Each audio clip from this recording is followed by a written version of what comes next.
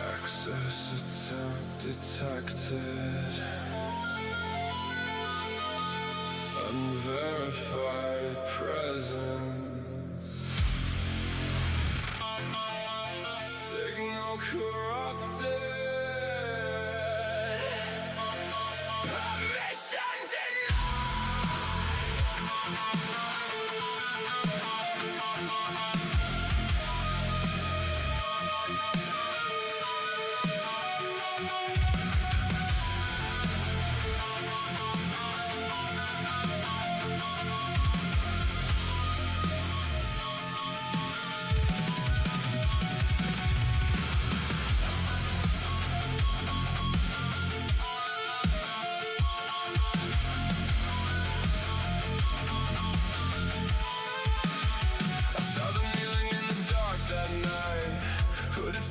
Permission to the light, but something in the air was off to me. Their hands were stained, no purity.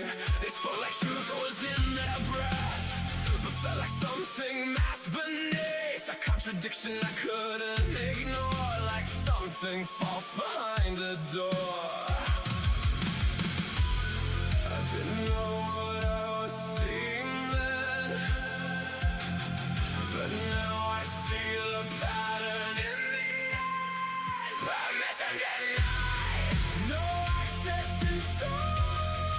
I question the form, not just what's implied. Not everything dressed in light is divine. I read through the code, I redraw the line. Permission denied. I'm no longer blind. I don't give authority over my mind. You mimic the truth, but I see the design. No entry remains. This system is mine.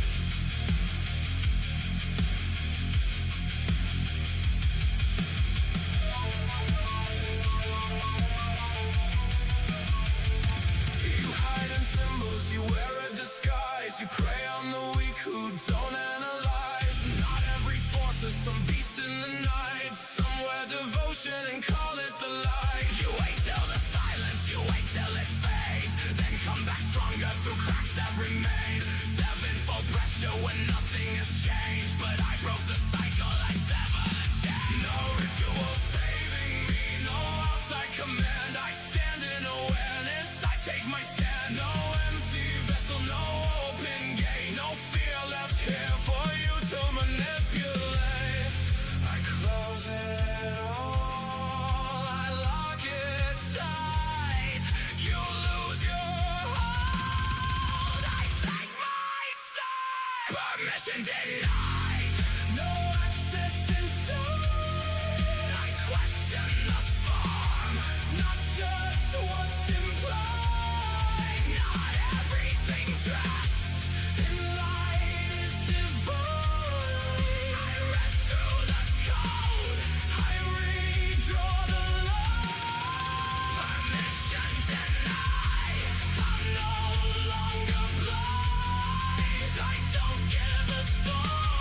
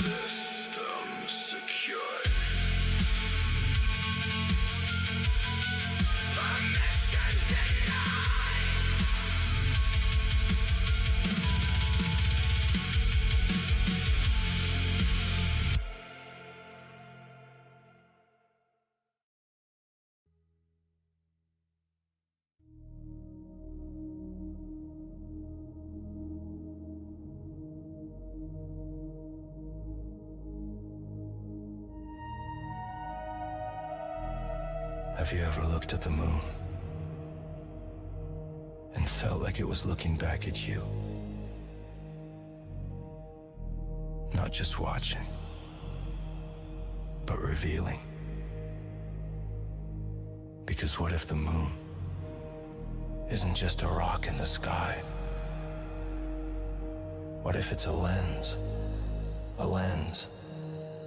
that reflects everything inside you?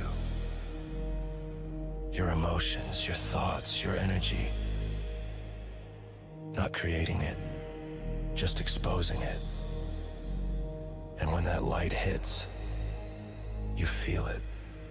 Restlessness, tension, intensity.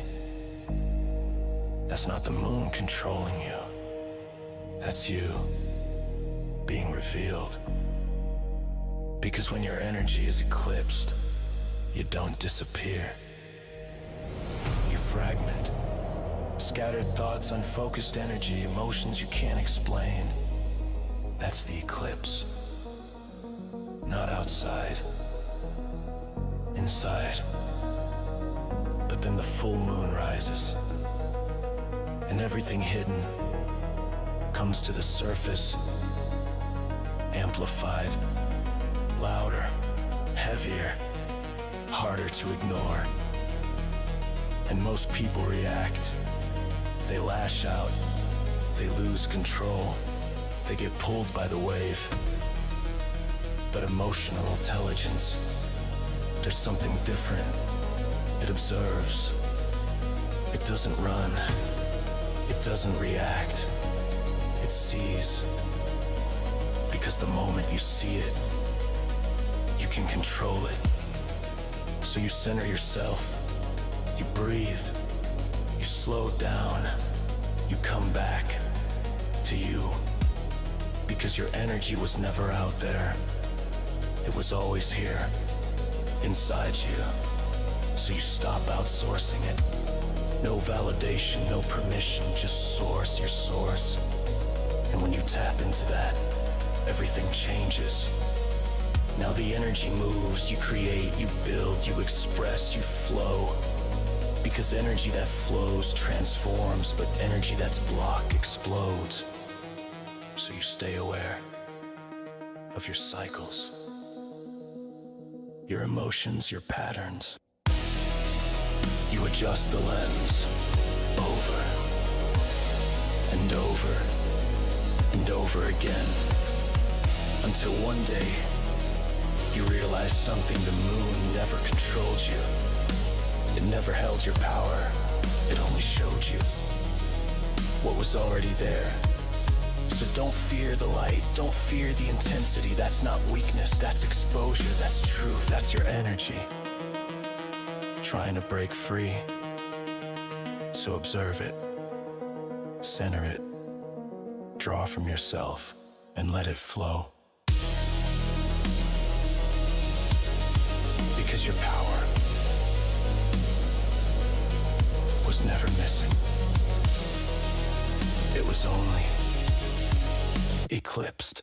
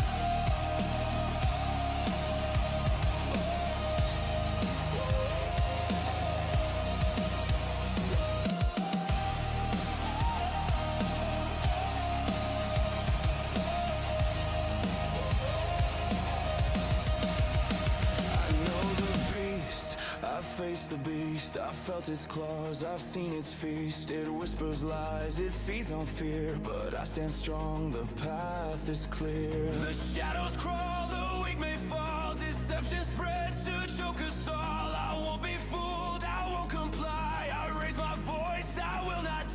Rise from the ashes, break every chain. Truth is our weapon, fury our flame. The world may tremble, the night may scream, but we are stronger than what we've seen. I've beaten the bass, I face the night. Now who stands with me to claim the fight? No more lies, no more deceit. We rise as one, our hearts won't retreat.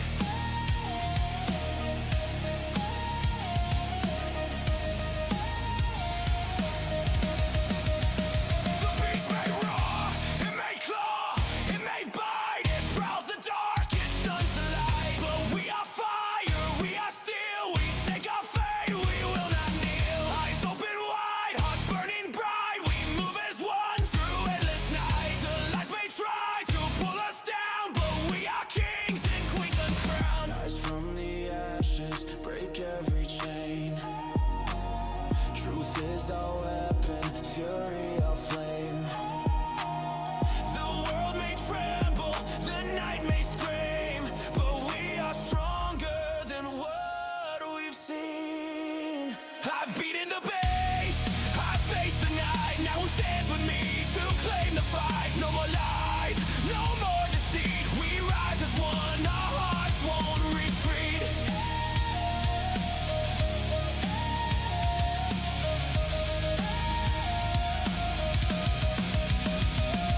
Step forward, brother, sister, stand tall. Hear the call that shatters the wall. The beast will fall, its reign will end. We are the truth, we will defend. Shout it loud, let the mountains shake. We are the storm, we are awake. From the ashes, from the pain, we rise again, we rise again. I've beaten the bass, I face the night. Now who stands with me to claim the fight? No more lies, no more deceit. We rise as one, our hearts won't retreat.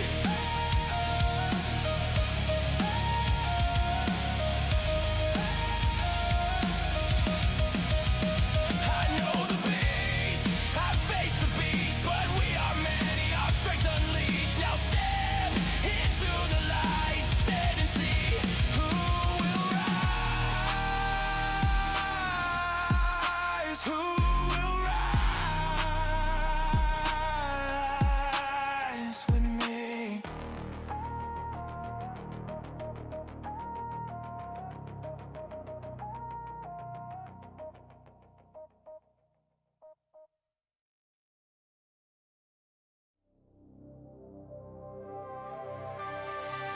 You were never lacking. You were never broken. The lie was separation.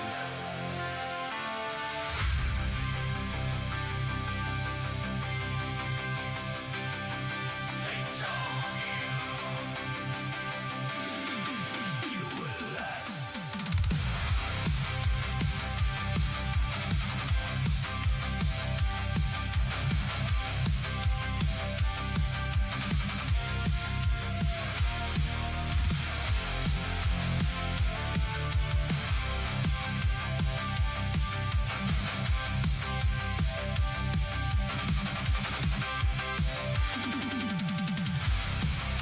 You walked the line, you didn't understand.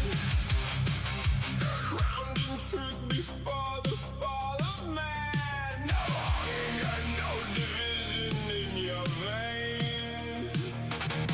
No knowledge carved in suffering or pain. But then the whisper split the silent sky. I saw the seed, a question wrapped in lie. Become like gods, the venom softly poured while blind to what you already were. He didn't give, he took away sight. Turned wholeness into hunger. Truth into a fight. You were already gone. Before the fracture, before the cost. No chains, no throne to climb above. You were already gone.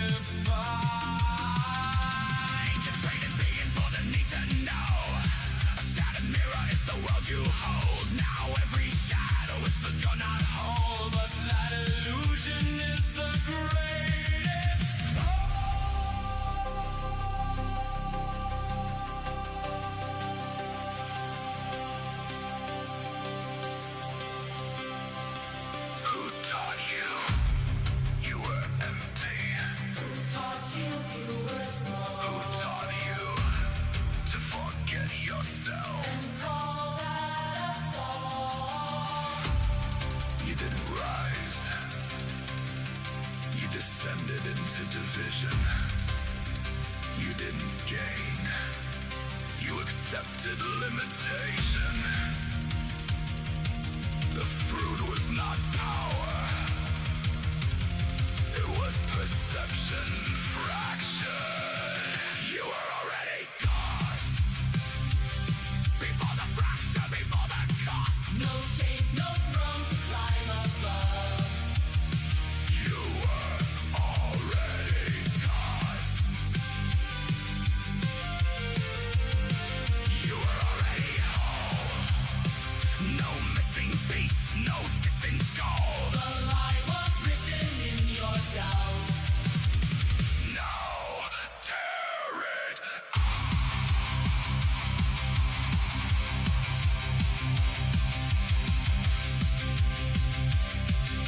Remember.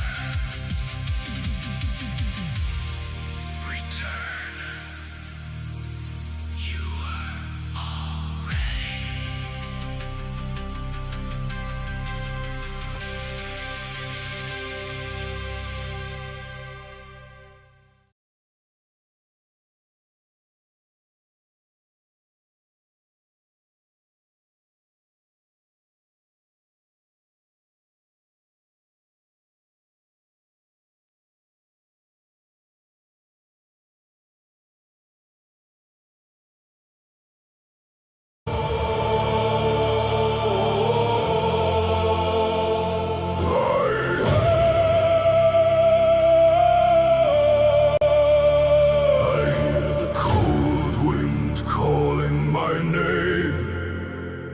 Through frozen valleys, through fire and pain. We walk together into the storm, Brothers in blood, never alone. The sky was burning, the ground was red. I still remember the words you said. If we must fall, we fall as one. Valhalla waits. Beyond the sun. Now I stand where the silence grows, among the ghosts that only I know. I feel your breath in the northern air. You're not gone, you're everywhere. I feel it deep in my bones. A fire that never dies alone. Through every scar, Through every scar, I carry who we are. I feel it in my blood. The echo of the drums, the voices of the fallen calling me home. I am the storm. I am the flame. I walk through death. I feel no pain. The north inside me won't fade away. I am a Viking. I remain. The battle ended, but not the war. I hear your footsteps forevermore. Through endless night, through endless snow. I follow where the brave ones go. No fear of death. No fear of pain. We rise again. And again and again. The gods are watching. The sky turns gold. Our story lives. It won't grow old. I feel it Deep in my veins. through every loss, Through every flame. through frozen seas. Through endless sky. We never truly die. I feel it in my blood. The echo of the drums. The voices of the fallen calling me home. I am the storm. I am the flame. I walk through death. I feel no pain. The north inside me Won't fade away.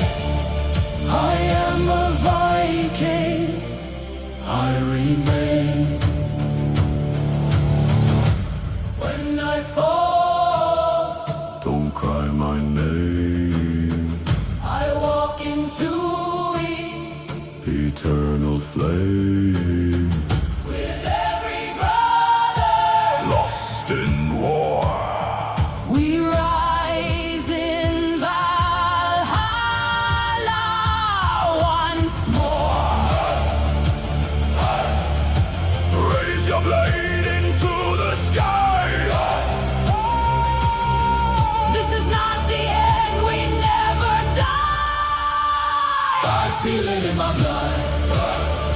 The echo of the drums, the voices of the fallen calling me home. I am the storm, I am the flame. I walk through death. I feel no pain. The north inside me Won't fade away. I am a Viking. I remain.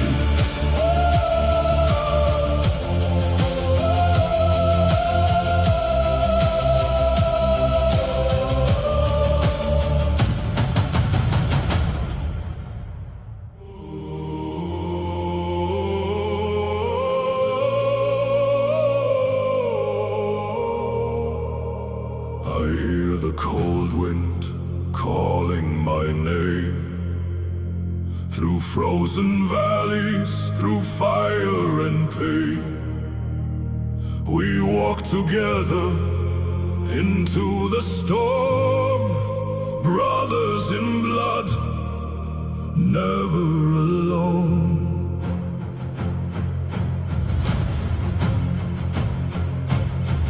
The sky was burning, the ground was red. I still remember the words you said. If we must fall, we fall as one. Valhalla waits beyond the sun. Now I stand where the silence grows, among the ghosts that only I know. I feel your breath in the northern air. You're not gone, you're everywhere. I feel it deep in my bones, a fire that never dies alone. Through every scar, through every scar, I carry who we are. I feel it in my blood, the echo of the drums, the voices of the fallen calling me home. I am the storm, I am the flame. I walk through death, I feel no pain. The north inside me won't fade away. I am a Viking. I remain.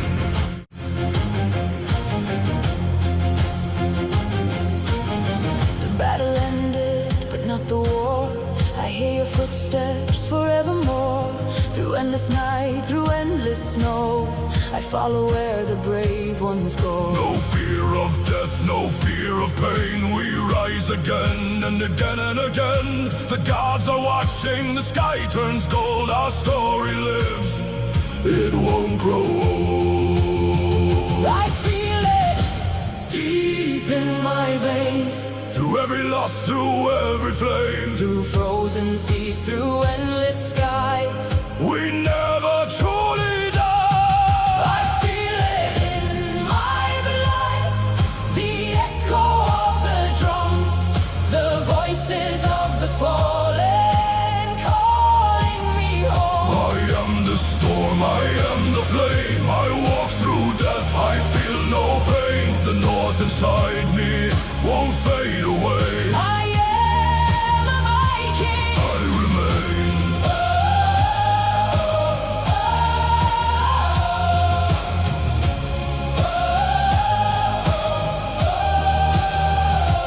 When I fall, don't cry my name. I walk into eternal flame. With every brother lost in war, We rise in Valhalla once more. Raise your blade into the sky. This is not the end. We never die. I feel it in my blood, the echo of the drums, the voices of the fallen calling me home. I am the storm, I am the flame. I walk through death, I feel no pain. The north inside me won't fade away. I am a Viking. I remain.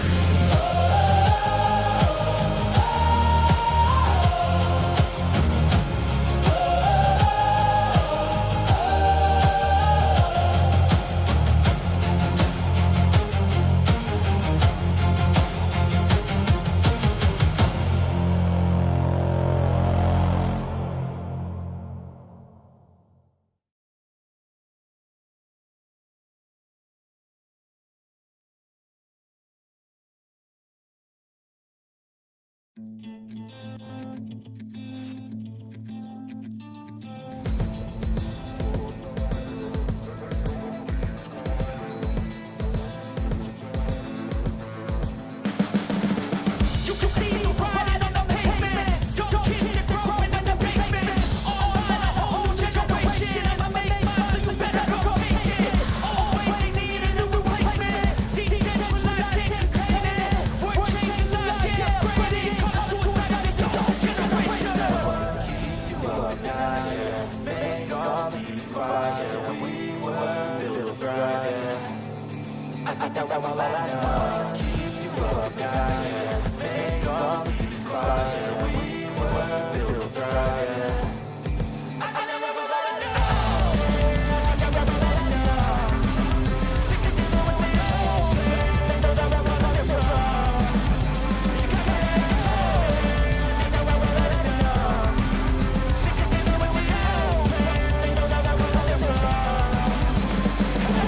It's too late to try to contain it. A generation fueled by creation. We live lives on a small screen nation. We control the airwaves, no negotiation.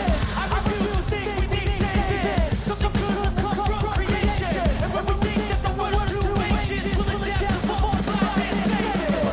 Keeps you up, yeah. Make all the beats quiet. We were built right. I don't know what I know. Keeps you up, yeah. Make all the beats quiet. We were built right. I don't know what I know.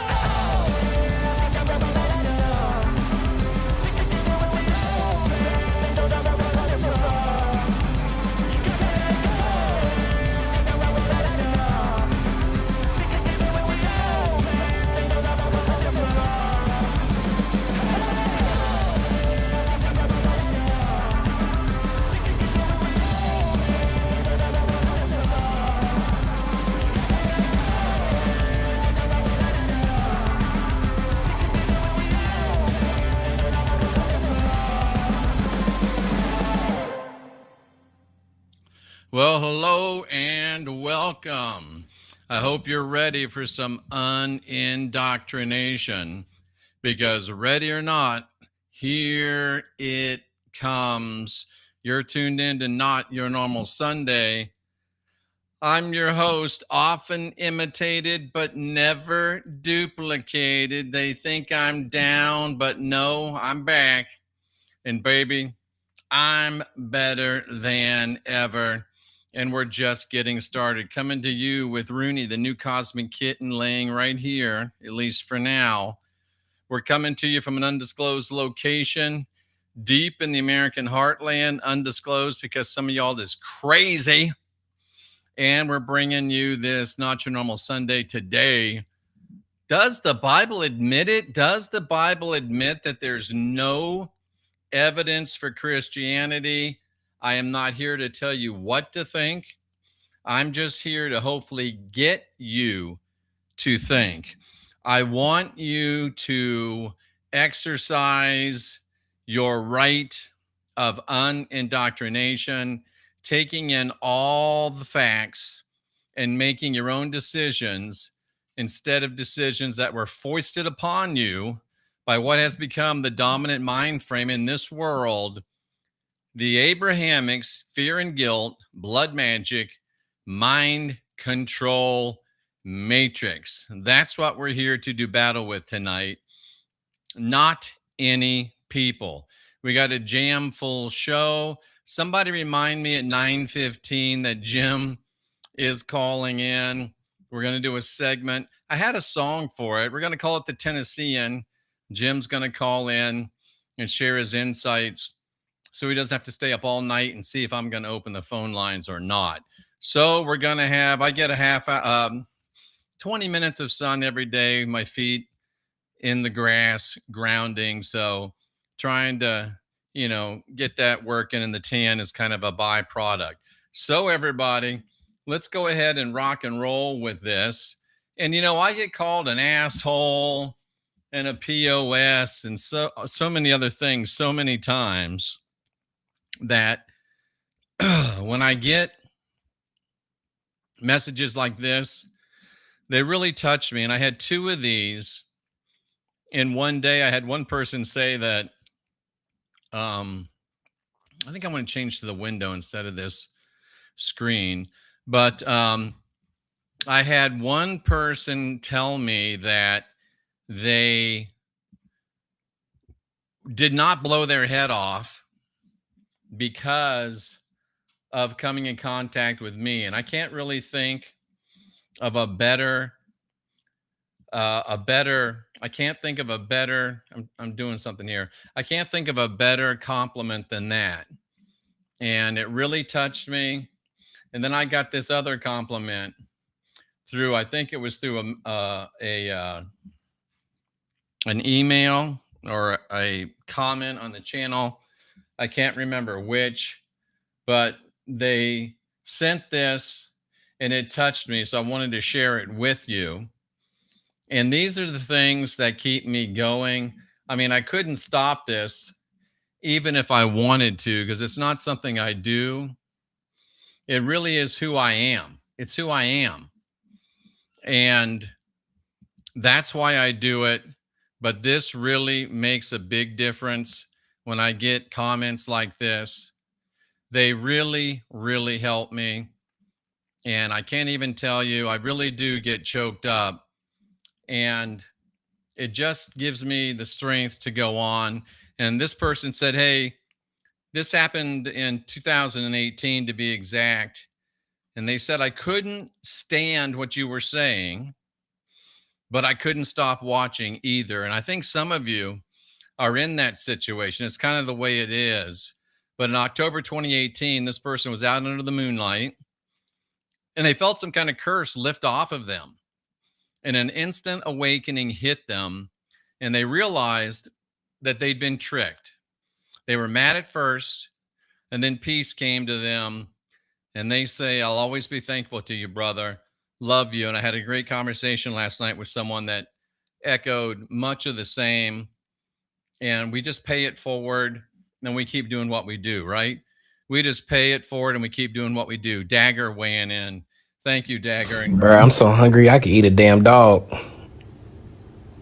Watch these dogs. All right, shopping list: bread, milk, pasta, eggs, mayo, cocaine. Just kidding. His fat ass already popped the button. You don't jump on my couch. Say bitch ass nigga. Say it. Say it. Say it. You can say it. But I'm gonna get you a dad, though. You want a daddy? You want a dad? Who's a good boy? Blink if you want some chicken. Okay. Dodge, can you spot a dumbass bitch? Smile. Paul, let me see you smile. Brisket. Do you want to go to Dunkin' Donuts? You look just like your mama. Oh, mama. Give me your butt. Give me your butt. This is my new carpet. It's new. Come on, man. No! Did you hear about the neighbor? She shared her dog's pregnant. She's gonna have 9 puppies. You know anything about that, buddy? Boy, you okay? Who the fuck ate mommy cakes from the Asian market? Who ate them? You a snitch. Sure you want to eat right now? I was thinking about going for a walk. Your mom looks like a dog. Zoe, you brought it out. Go get it. Come on, bring it in. Sammy, you want to go for a walk? You want to go for a walk? Who went in the dirt and rolled around? I thought so. Chat, close the door. Close it. Chat, close it. Big close. Good boy. Are you a precious babies? Are you a pretty baby? Are you my babies? You have no balls. You don't. Would you like to hear the news of the day? Hannah's coming home today. But sometimes she's a bad girl. But most of the time she's a good girl. What do you want? Oh, massage where? Your back? You know, when I met Cynthia, I didn't really like dogs. And now I freaking love dogs. They're so amazing. And it's fun to have a dog. Don't worry, Rooney. I still like cats too, although I wish they would get along, but they don't. And I want to thank everybody that sends in donations. Mark sent $100. Thank you so much, Mark. I appreciate that. And Blake too says, have $1 or 100, Jeff. You're a legend. Thank you so much. And it means so much because the more of this, the less I have to do that isn't this. So thank you so much for everything that you do. And if you want to contribute, if you want to donate, you can use the info box below. There's the connection to Cash App. There's the connection to my YouTube. And you can also take advantage of the great products there that I use every day. And Cynthia, for the most part, the Focus Life Force Energy, it gets everything out of it. It gives you a high consciousness environment. And it's amazing. You get it for free for at least 15 days on your phone and your home. You don't even have to list a credit card. And of course, NanoSoma, that gets everything out of you that's not supposed to be in you. And also the Relax Sauna, which I do use just about every day. And that accounts for the accusations partially with the cold plunge of black magic. So those things are amazing. And I do recommend every single one of them. What if I told you that liminal spaces like this really do exist in our world? Like, this is the Westfield Bondi Junction in Australia, and it has reportedly 8 miles of terrifying hallway that weave in between the stores. And the stories of things that have happened in those hallways absolutely haunt me. I did a whole episode on the Heart Starts Pounding podcast on real people that got stuck in liminal spaces, but the scariest story I covered was that of Bernard Gore. Now, back in 2017, Bernard Gore was inside of that mall when he slipped out of this fire exit that he thought would lead him out of the mall. But it didn't. It led him into the stairwells behind the mall, and when he closed the door, he realized that there was no handle to push himself back out. And what was ahead of him was 8 miles of hallway that looked just like this, full of doors that had no handles and no cell reception. Now, employees were supposed to check that hallway once a week, but they had just checked it, meaning no one was going to be back there for another week. And unfortunately, while Bernard was waiting, he passed away. And that's just one of the stories. When I was researching for this episode, I realized how many hospitals out there also have scary backrooms hallways like that, and how many people die at hospitals by being trapped in those hallways. Anyways, it's a really interesting episode. It was one of the scariest ones that I did, and I definitely think you should check it out. It's on YouTube and wherever you get your podcasts.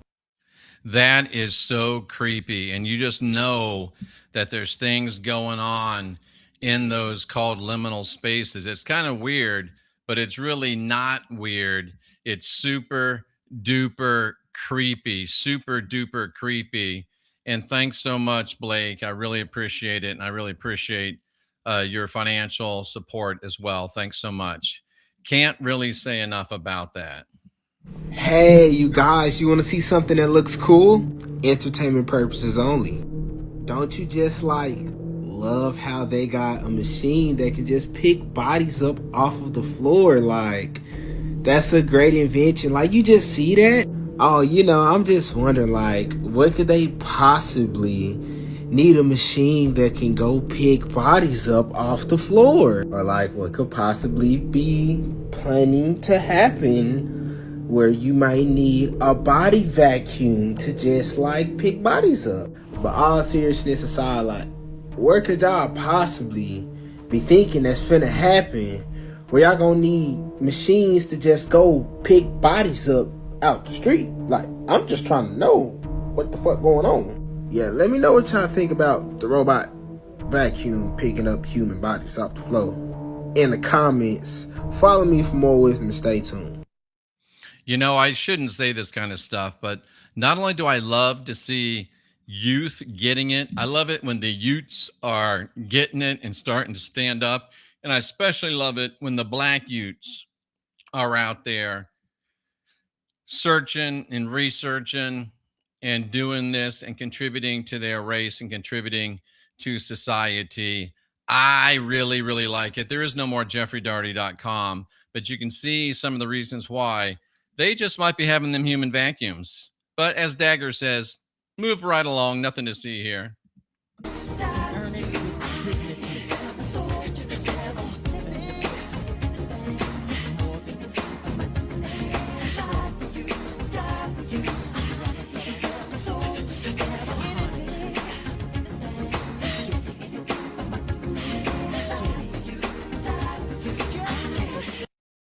You know, I love my white race, but I love all people. And we really are not alone. We do have a lot in common because there's a lot of other races. You can see here black, yellow, brown, red, and of course the white race. You can see that lots and lots of people are waking up. And I think it's my job to make you aware that we really are not alone. So let's keep reaching out. And I'll just say it, shouldn't say it, but I'd much rather have a black, yellow, brown, or red fellow that doesn't bow the knee to the Abrahamic savior than a white person that has turned their back on their gods and goddesses, their ancestors, and their people, and just pretend to be our friends and will shoot us in the back in a minute. And you know that I've got them on tape saying it. So there is some good news out there. Hello, everyone. My name is Typion Campbell / And some bad CP2, news. and I'm reporting here to talk about my discrimination. Wait. I've come here to talk about how I've been wrongfully done at Chicago Tech Academy and how I didn't receive my diploma because I did a split on stage. Now, a quick backstory. I've been telling these people for weeks that I was going to do a split on stage. It was not a surprise. They just thought I was joking. And that's the problem now. Don't think I'm joking because I'm not. So yeah, I did my split on stage and I walked across and it was an area where you're supposed to take pictures with your diploma. And the person who was handing out my diploma, she was just looking slow. Well, excuse me, not slow. But she was standing there looking crazy. So I'm like, babe, what are you doing? Hand me my diploma. And she's like, I honestly thought that they mixed up my name and didn't have my name in the right order. I didn't even think that she was purposely not trying to give me my diploma at first. And then everyone's telling me, oh, just. Why? Why is this necessary? You know what I'm saying? Like, I don't understand. It's almost like our girls, and as a father myself of a daughter that literally just walked across the stage 2 days ago, I was at her graduation and I had the opportunity and I teared up, right? Honestly, I never tear up. I never get super emotional. Very few times in my life can I remember actually tearing up at a situation. But her graduation was one of them, and you know, her mother and her grandmothers from both sides and all of the family and stuff, and we cheering and stuff. And I can only imagine, right? I'm looking at it from the lens of a father. And this little girl, she's pretty girl. You know, she don't have to do all of this. She looks well dressed. She looks like she's well taken care of. You know what I'm saying? And all of this stuff. And I know it's going to be one side of the lens, whereas people are saying like, you know, oh man, you know, let them do what they want to do at say graduation or whatever and all of this stuff. But you don't have to do all of this. You know what I'm saying? It's like, when did we start losing respect for ourselves to the point to where we degrade ourselves? And then we start to talk about discrimination. Jokingly or not, you mess up the graduation for everybody. You embarrass yourself in front of everybody. And now it's worse, right? Because if you would have did it back in the day, there were no real cameras or anything like that to document it and capture it. But the things that you do today is going to carry with you for the rest of your life. And so now you're going to be known as the girl that was doing the split set graduation that lost her diploma. And then you come on and double down and make even more mockery of yourself. And it's like we just embarrassing ourselves. Our daughters are now becoming a laughingstock. Dagger points out she's talented. You're right, Dagger. She's got a bright future, at least for the next 5-6 years, at Cheetahs or Mambas or any of those other strip joints. Can you freaking believe it? No, I won't post the links. It's just too much work. I already spend 10, 12, 15 hours on these. So no, you'll just have to search them out. Sorry. You'll just have to search them out. But I love seeing black leaders stand up and start calling this nonsense out. Turn to Genesis chapter 3, verse 22. Then the Lord God said, Behold, the man has become like one of us, knowing good and evil. And now, lest he stretch out his hand and take also from the tree of life and eat and live forever. The mythology is dealing with what those two trees are. The tree of good and evil is what? Thank you. What is the tree of life? The cerebral spinal nervous system. That is the tree that they were forbidden to eat from, which is in the middle of the garden. Where's the garden? No, the body. What is this? See it there? Okay, that's in the anagrammatic form. What we need is the soul, is the self. That's where the power is. That's where everlasting life is. That's where the knowledge is. The allegory is showing you reaching the spiritual nature is by going through the physical nervous system that allows you to experience duality, both good and evil. That's what you experience on the third dimensional plane. When you go up the highway, the spinal cord, you become G-O-D. So they were kicked out of the Garden of Need, and a cherubim was set in the middle of with a flaming sword. First of all, what is a sword? And if the word is flaming fire, what does it do? It gives you passion and lust and sends you outside to satisfy your thirst. Because after you were kicked out of the Garden of Eden, you had to do what? You had to till the earth of which they are made, to tend to the desires of the body, of the elements, of the minerals from which you were made. Join my free community if you want to learn how to optimize your health. The link's in the bio. He doesn't get it all right, but he gets a lot right. And again, I love seeing the black folks step up. We're not alone, cousins folk. We got some kin out there.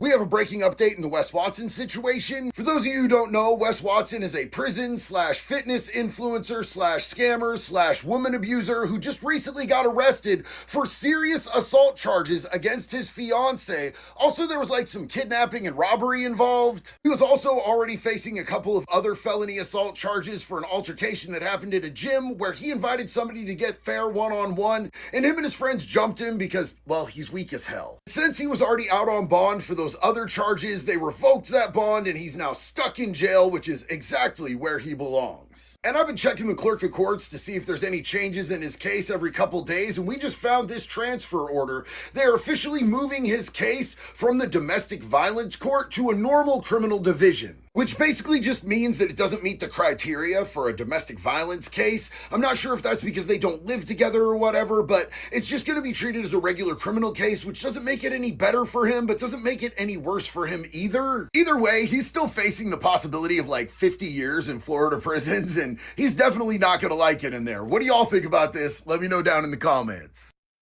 So just so you know, obviously, we white people got some trash to clean up too. It ain't everybody else. We got some trash to clean up too. So let's clean up our own backyard. Let's leave the other races alone. Just give them support so they can clean up their own backyards. And once all the races get optimized, we can optimize the human race, take over this place, and then we'll sit down and discuss. We'll sit down and discuss terms and lands for each and every person.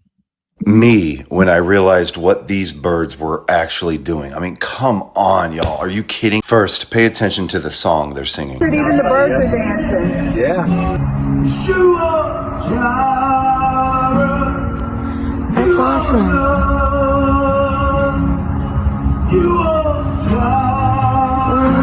Now, hold up. Jireh.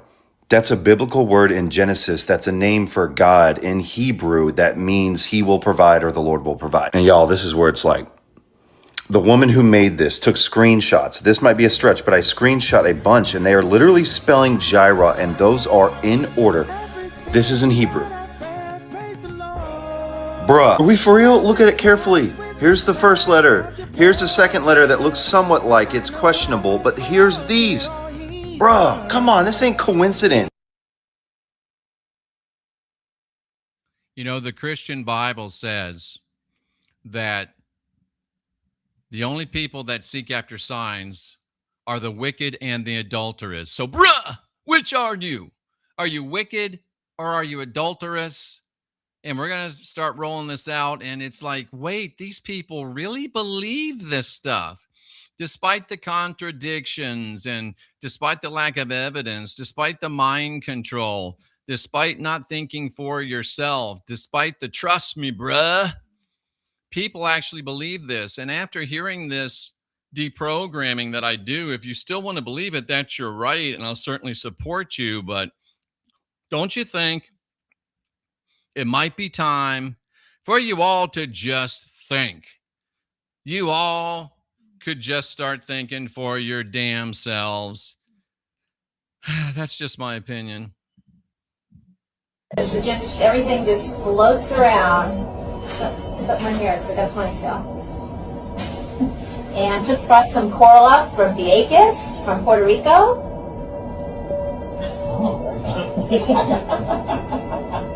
Yeah, let me see you push it up and down and around. Well, Yeah.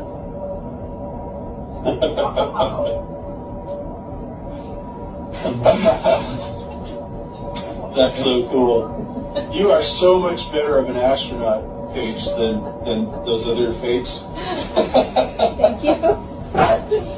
And if you're hungry in space, gonna have your floating Fritos to munch on. So I don't want to give GMOs any publicity, but it's all we had hanging around.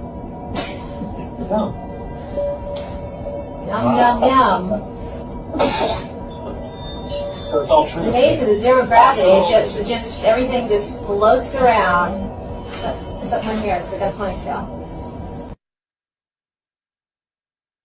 We know NASA is faking it, but just because NASA's fake doesn't mean the Earth is flat necessarily. We don't know. And I ask, if NASA is not really training astronauts and are not really going up, what is astronaut training? If that's not the answer, what is NASA really for? And I'm going to get into at some point in the coming days, and I've got a book coming out about the one thing that Flat Earth fears and about why Flat Earth is being used to capture people that that came to this question thinking for themselves, and then locks them back within the fear and guilt, blood magic, Abrahamic's mind control matrix. I think you're right, Fast Fred, and that's one of the questions that they won't discuss. And you notice she has to tell you, yeah, everything floats except for my ponytail, because they have to tell you they're lying. Hi, everyone. I'm glad you're here. Thank you very much for joining me. Many of you have probably viewed the videos that are going around social media of the groups of 7 men emerging from sewers. These videos have been viewed millions of times, but what they're not talking about is that it's occurring in 2 Jewish neighborhoods. In the early hours of Friday, May 30th, New York City residents were left stunned by bizarre surveillance footage showing multiple groups of men climbing out of sewer manholes in Brooklyn. The incident occurred just hours apart and miles from each other, having sparked widespread curiosity and active NYPD investigation. I think the FBI needs to be involved in this. Maybe they already are, maybe they already found. I believe this is Mary Greeley's channel. She doesn't get everything right, but she does put up some interesting stuff. And it is interesting that it's in predominantly Jewish areas. It is interesting that they're coming up out of the sewers. And we talked about this in the last program, the vampire disclosure, the rats, the bats. It's very, very interesting. But the lovely Cynthia is on. For the third time in days, we're seeing some video of a group of people climbing down into the sewer system in New York City. This is new video of another manhole break-in. This is in Astoria, Queens. Now, last Friday, we told you about 2 other similar scenes in Brooklyn, Law enforcement sources say it doesn't appear to be nefarious, but still no clear answer on what's happening underground. News 4's Chris Jose has the new video and reaction from Astoria tonight. 3 random. So we do have people going into the sewers in predominantly Jewish areas, and we do have people going into the sewers in non-predominantly Jewish areas. And the lovely Cynthia was on this, and she came up with some great information that she found. And it seems that all of the 3 locations where these things have cropped up, not just in the Jewish areas, so many people within our movement want to get to the Jewish part and then leave everything else alone. But these 3 locations, what they have in common are major sources and points of infrastructure within the greater New York City area. The Verrazano Bridge, the Williamsburg Bridge, and the Midtown Tunnel. So it's not just the Jews. There's more to it, and hats off to the lovely Cynthia for diligently researching. And I ask her almost every day to call into the D program. I'll even set her up her own segment, but she's very modest, and she probably got better things to do, but she's so smart and she gives me so much of my good info. She really does. And with that, ladies and gentlemen, I want to introduce, and Tanhawk makes a great point, the names of the Ninja Turtles were Michelangelo, Donatello, Leonardo, and Raphael. And those are awfully close to the names of archangels. Just saying. Isn't that very interesting? But Randall Hilburn is a regular contributor to this D program. And today we start the Hilburn Files.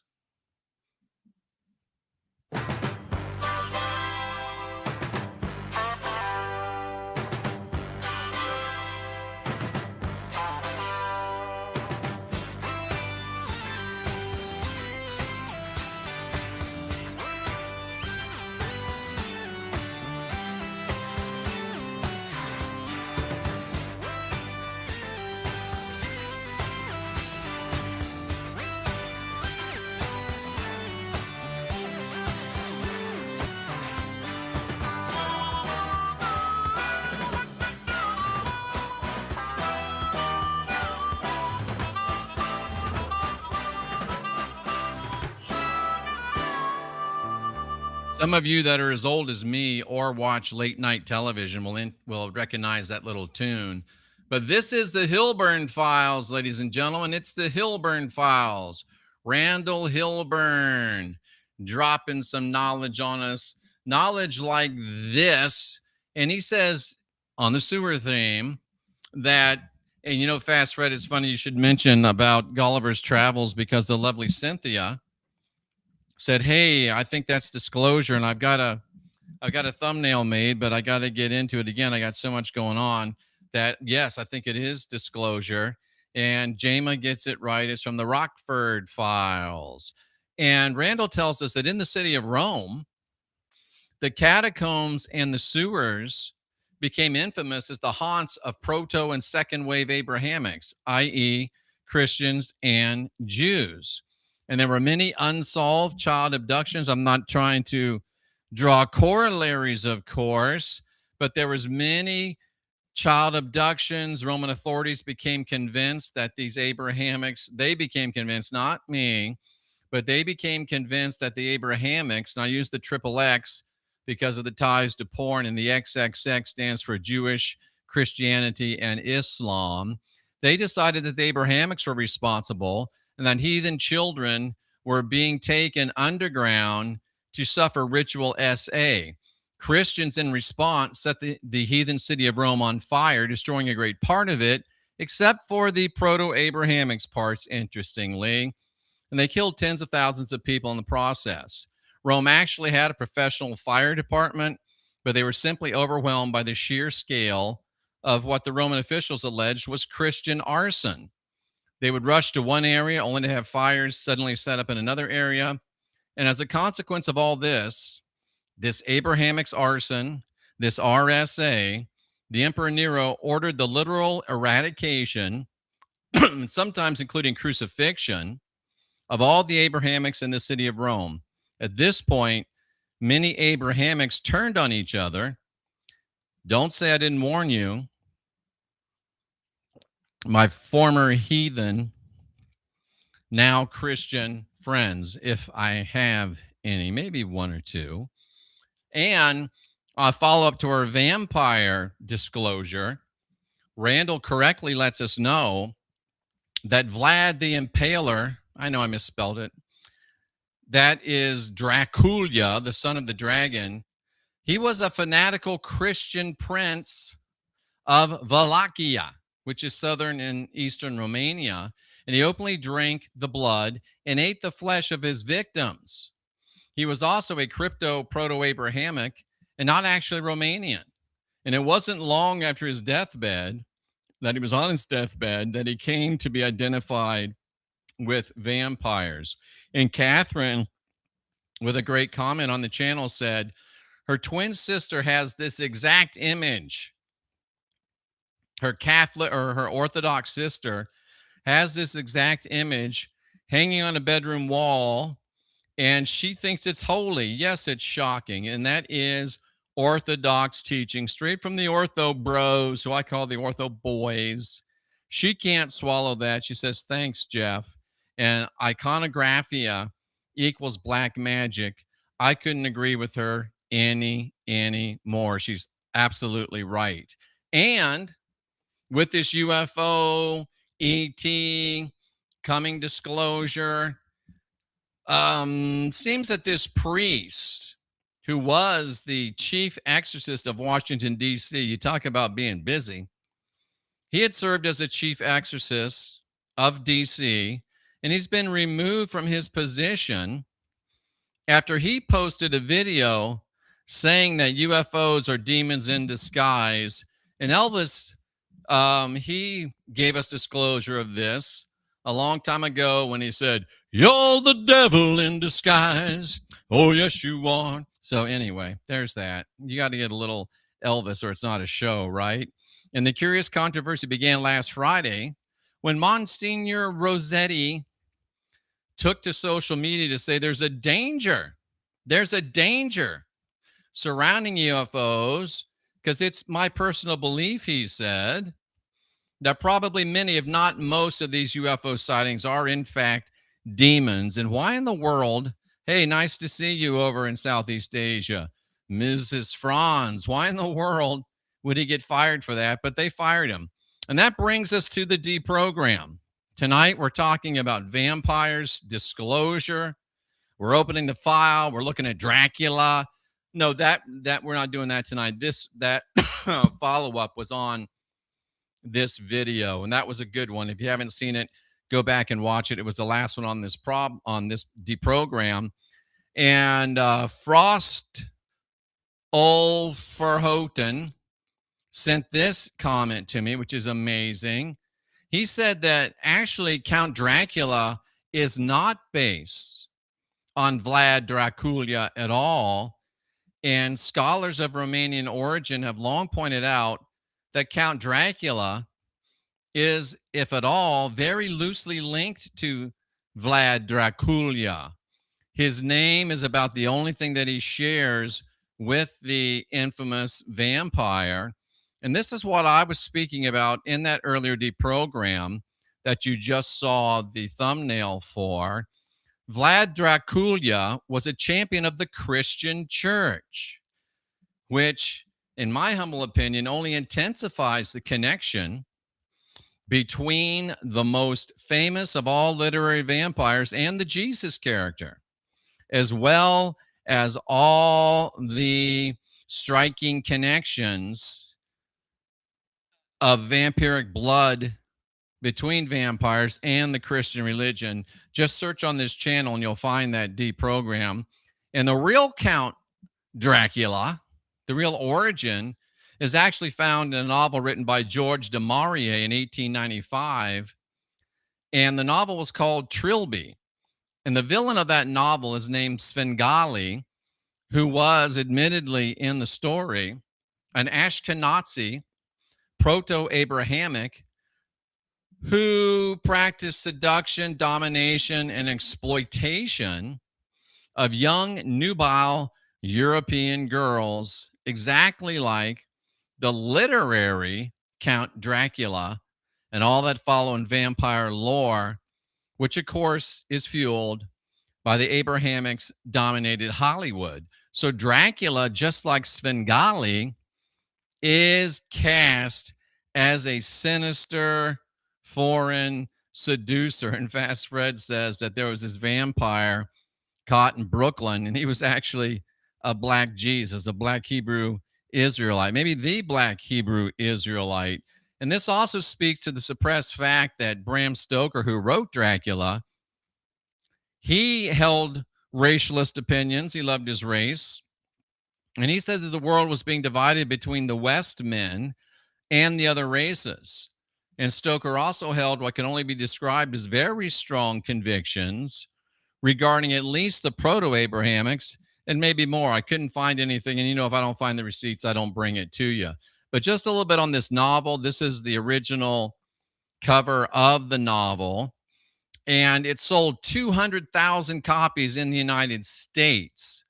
And it talks again about Svengali, rogue, musician, hypnotist, and he takes advantage of this young, it was Blackula. There was actually a pulp movie that was called Blackula back in the day. I didn't see it, but he was the one that was taking advantage of young white girls.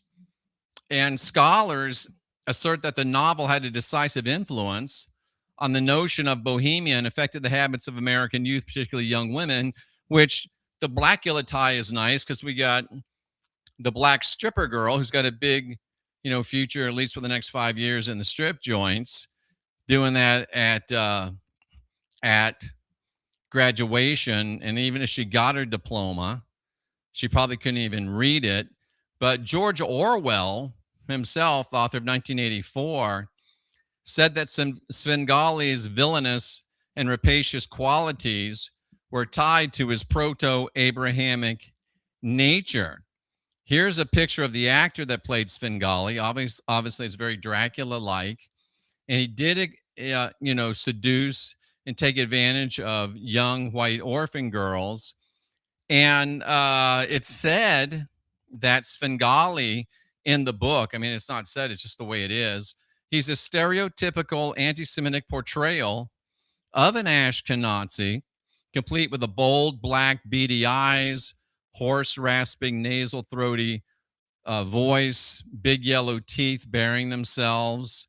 And Svengali was evil, effeminate, and a sinister caricature of the traditional type. He also employed hypnosis, and the girl who couldn't perform without that hypnosis started giving herself to him willingly, very much like the Dracula story.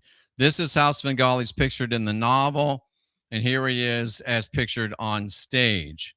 So let's move into, just for a little bit, following up on our last D program, what about Bram Stoker and his Abrahamic sentiments? Did he have anti-Abrahamic sentiments? Let's take a look at that. I don't mean sentiments like cinnamon, but I mean thoughts, and I'm going to lower the desk. So Fast Fred says he looks like Eddie Murphy. That was funny. So I'm going to lower the desk, and this is probably going to cause Rooney to flee the scene. And I'm going to go ahead and sit back down because, smoking, whoops, I just cratered my microphone cord under. So we're going to have to, live YouTube, scintillating live YouTube. How'd that get under there? Now I can't get it out of there. Rooney, you're weighing down the works here, bro. Man, that cat is big. All right. So now we got this back under control. Let me pull over my Captain Kirk-like command chair. Let me lower my screen. And now we're ready to rock and roll. So did Bram Stoker, the author of Dracula, actually have, in fact, attitudes of a certain nature against a certain people. And this is an open question within literary circles. Rooney's decided he's had enough. Was Bram Stoker what today would be labeled an anti-Semite? He's just big bone. Exactly, Cynthia.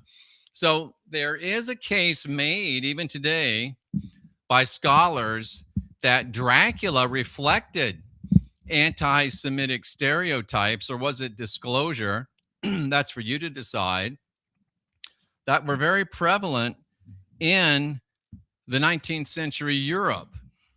And Dracula has been depicted as having a hooked nose, sharp teeth, a foreign accent. He was an outsider, and he was associated with money. He was associated with loans, and he was associated with infiltration. And some scholars have argued that these traits resemble anti-Jewish caricatures that were common in the newspapers and political cartoons of the day. Others note that Dracula was portrayed as an alien outsider invading Europe, a threat to racial and cultural purity, and someone that infects populations. So I wonder, was Dracula actually disclosure? And that's what that last great deprogram was about. So as we continue to explore this in a historical context, Bram Stoker lived during a time where anti-Semitism, or at least concerns about foreigners, I think Saint-Germain is an honorable character, but there was an influx of refugees that were invading European lands. People were beginning to fight back for their races. And even Jack the Ripper, ladies and gentlemen, even Jack the Ripper, the most popular suspect, was a proto-Abrahamic person. Now, other scholars say, no, he wasn't anti-Semitic. And I think I agree with this, that Stoker was just talking about the fear of disease and contagion. He was talking about the fear of invasion. He was talking about the fear of decadence by the aristocrats for the rest of us. And he was worried about colonization, white lands, predominantly white countries, being invaded by outsiders. And in these interpretations, which I think are probably correct, Dracula is not specifically proto-Abrahamic, but rather he's a composite symbol that embodies these anxieties.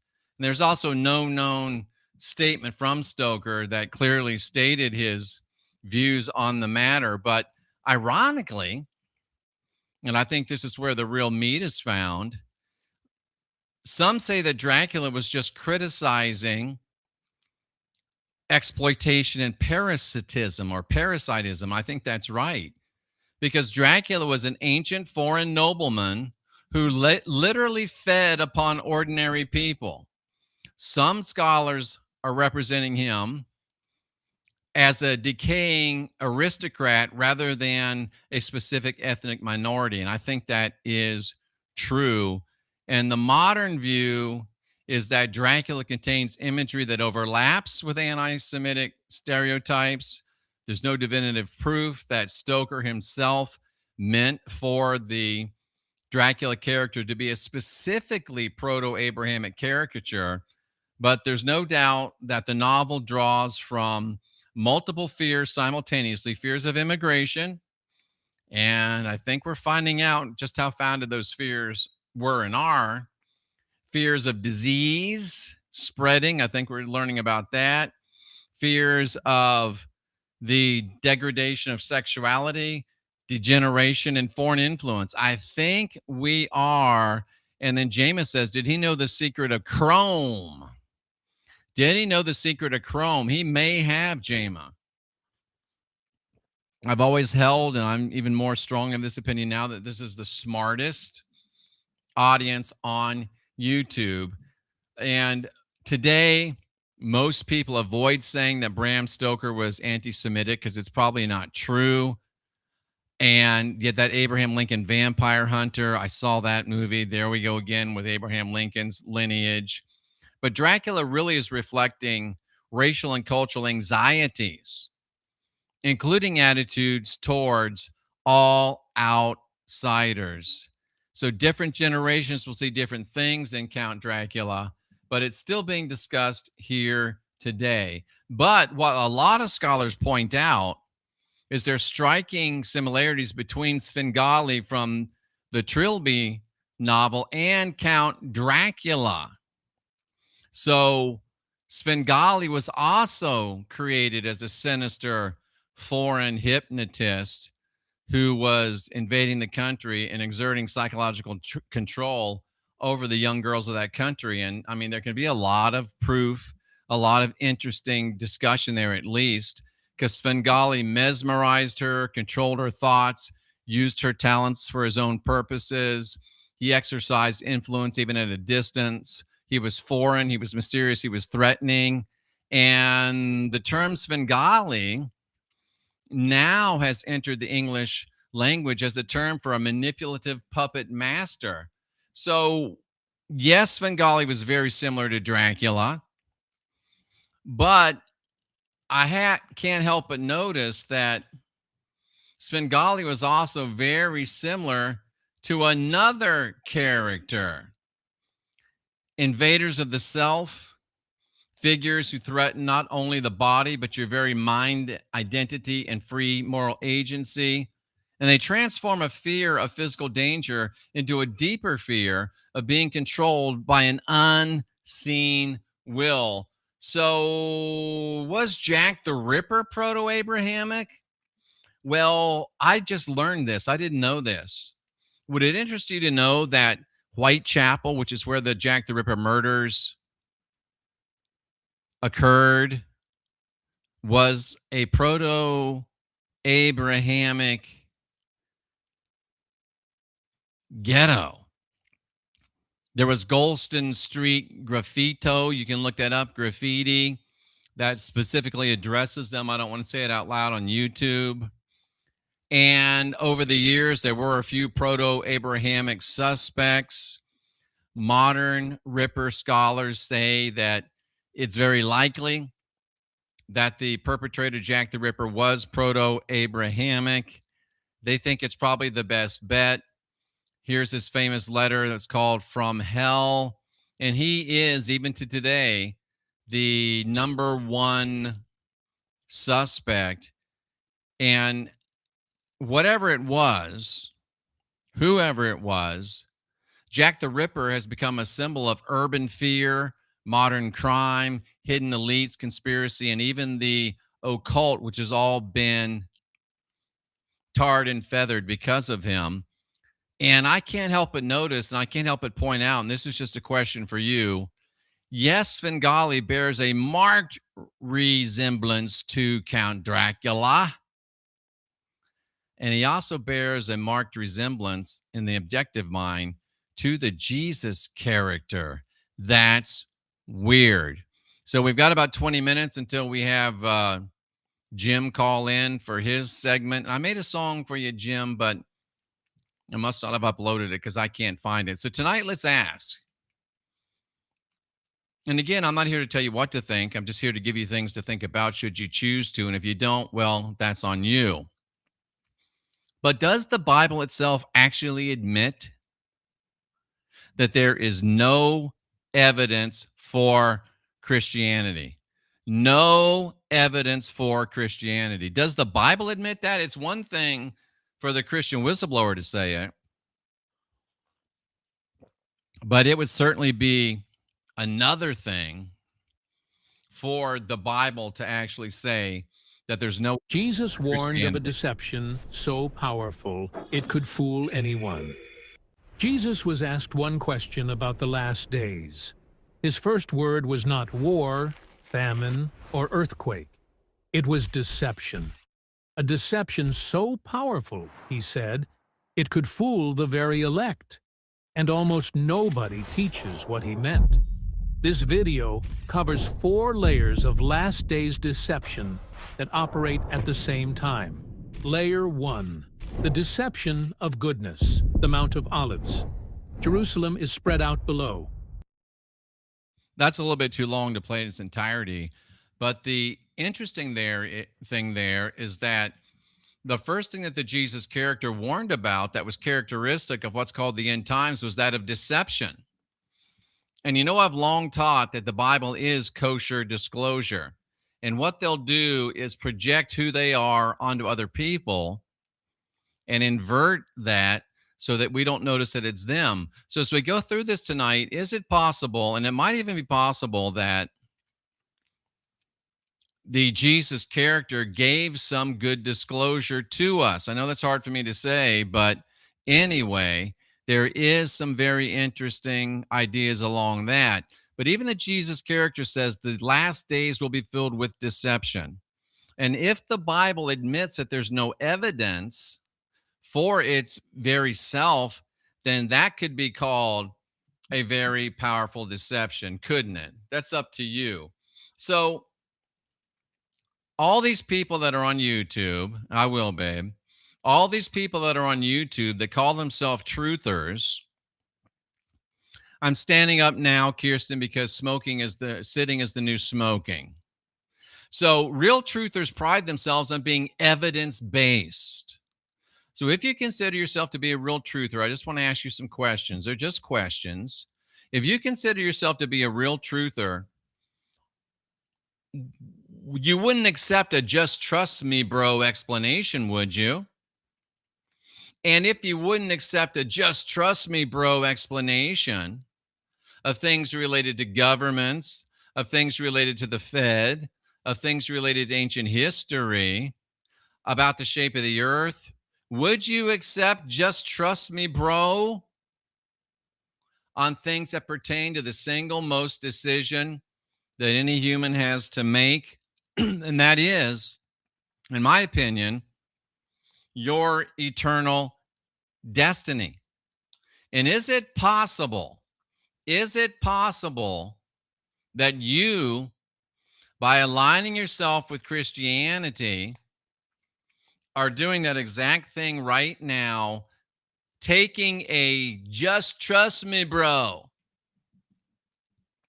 explanation for the most important things in your entire existence? It's not as important as life and death. It's more important than that. And Jameis says what I always say: do your own research. And if you don't, you're probably in the wrong place. So with that, Colleen sent this in. We need to make a Colleen segment too. Colleen gives us this verse out of the King James Bible, and I purposely did not give you the verse because I want you to look it up. If you have the initiative and the desire to look this up, then you just might have some desire for truth left within you. It's in the Old Testament. I'll give you that. You're in the Old Testament. And it says, for unto us a child is born, unto us a son is given. And it says, the government will be upon his shoulders. The government. That's bad enough. But what does government mean? The Latin word government is, in Colleen's opinion, and I concur with it, that government literally means mind control, because govern means to control and ment means mind. So the Latin root word is ment, which means the mind or thinking, like in dementia. So if the government is controlling minds, and the government is 90% Abrahamics, first wave, and think about it, there's even Islamic people running in the government now. So our government is 97% Abrahamics. And the word means mind control. So we're literally under an Abrahamic mind control matrix. The church and state do work together. And Colleen gave it away. It's Isaiah chapter 9, verse 6, which is interesting because that could be 6:6 just as easily as 9:6. And now we get to what someone in the chat called our attention to. Remind me, I got a sticky note for 9:15, but I'm notorious for forgetting some things every now and then. But Hebrews 11:1. Is this a Bible disclosure that changes everything? Hebrews chapter 11, verse 1. 111 will loom large in our discussion. Did the Apostle Paul admit that there's absolutely no evidence for Christianity? Does the Bible itself say that faith in Christianity demands that you have it without any evidence? So I'm a researcher. I went to ChatGPT and I asked them, I said, does Hebrews 11:1 admit there's no evidence for Christianity and that it must be taken on faith alone? And ChatGPT says the short answer is yes. But then, of course, and rightly so, they say, but that's not how Christians interpret Hebrews 11:1. Obviously, it's not. And Hebrews 11:1 states, word for word, from the original Greek, faith is the substance of things hoped for. It's the evidence of things not seen. My granddaddy used to tell me, hope in one hand and do something else in the other one and see which hand fills up first. Are your hands full of dung? So the question I want to explore tonight, Hebrews 11:1 defines faith as the evidence in things that are not seen. And this chapter goes on to praise people who acted without direct evidence. And I'm here tonight to ask you, hopefully, to consider, is this an admission that Christianity's central claims cannot be demonstrated by evidence and must be accepted by faith alone? And is this coming straight from the Bible? Straight from the Bible itself. I hope to give you some things to think about tonight. So the real argument that many thinkers have made is this, and it is strengthened by pointing to Hebrews 11:1. Things like Noah building an ark before a flood, Abraham leaving his home without knowing where he was going, Moses choosing a future he could not see, and the entire chapter of Hebrews 11:1 could be summarized with something you might have heard before. Trust the plan, brah. Just trust the plan. Now, you may understand that as Operation Trust from the Soviet Union. Oh, you didn't know about that? You thought it was just Q? How about that? Now, faith is the substance of things hoped for, the evidence of things not seen. Most Christians would say, Hebrews doesn't say there's no evidence, even though that's exactly what Hebrews says. Instead, they argue faith concerns things that aren't currently visible. Invisible doesn't mean unsupported. Really? Maybe you could share with me how invisible doesn't mean unsupported. Is Christian faith trust based on a plan that offers no evidence? I'm just asking you questions tonight. Don't get mad at me. Here's an interesting detail. The word evidence is elekos, as in evidence of things not seen. And what it says creates in the rational mind a huge paradox. Rather than saying there is no evidence, the Bible says, as Zach weighed in and other people have, that it has to be blind faith. Faith itself functions as the evidence for Christianity. And I just ask you, if you're a real truther that says you're based on evidence and receipts for everything, are you comfortable trusting your eternity,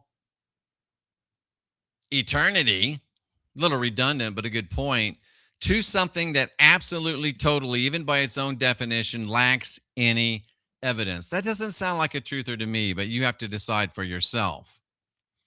Hebrews 11:1 seems to, if you just read it as words, it appears to place ultimate authority on faith rather than any empirical objective verification.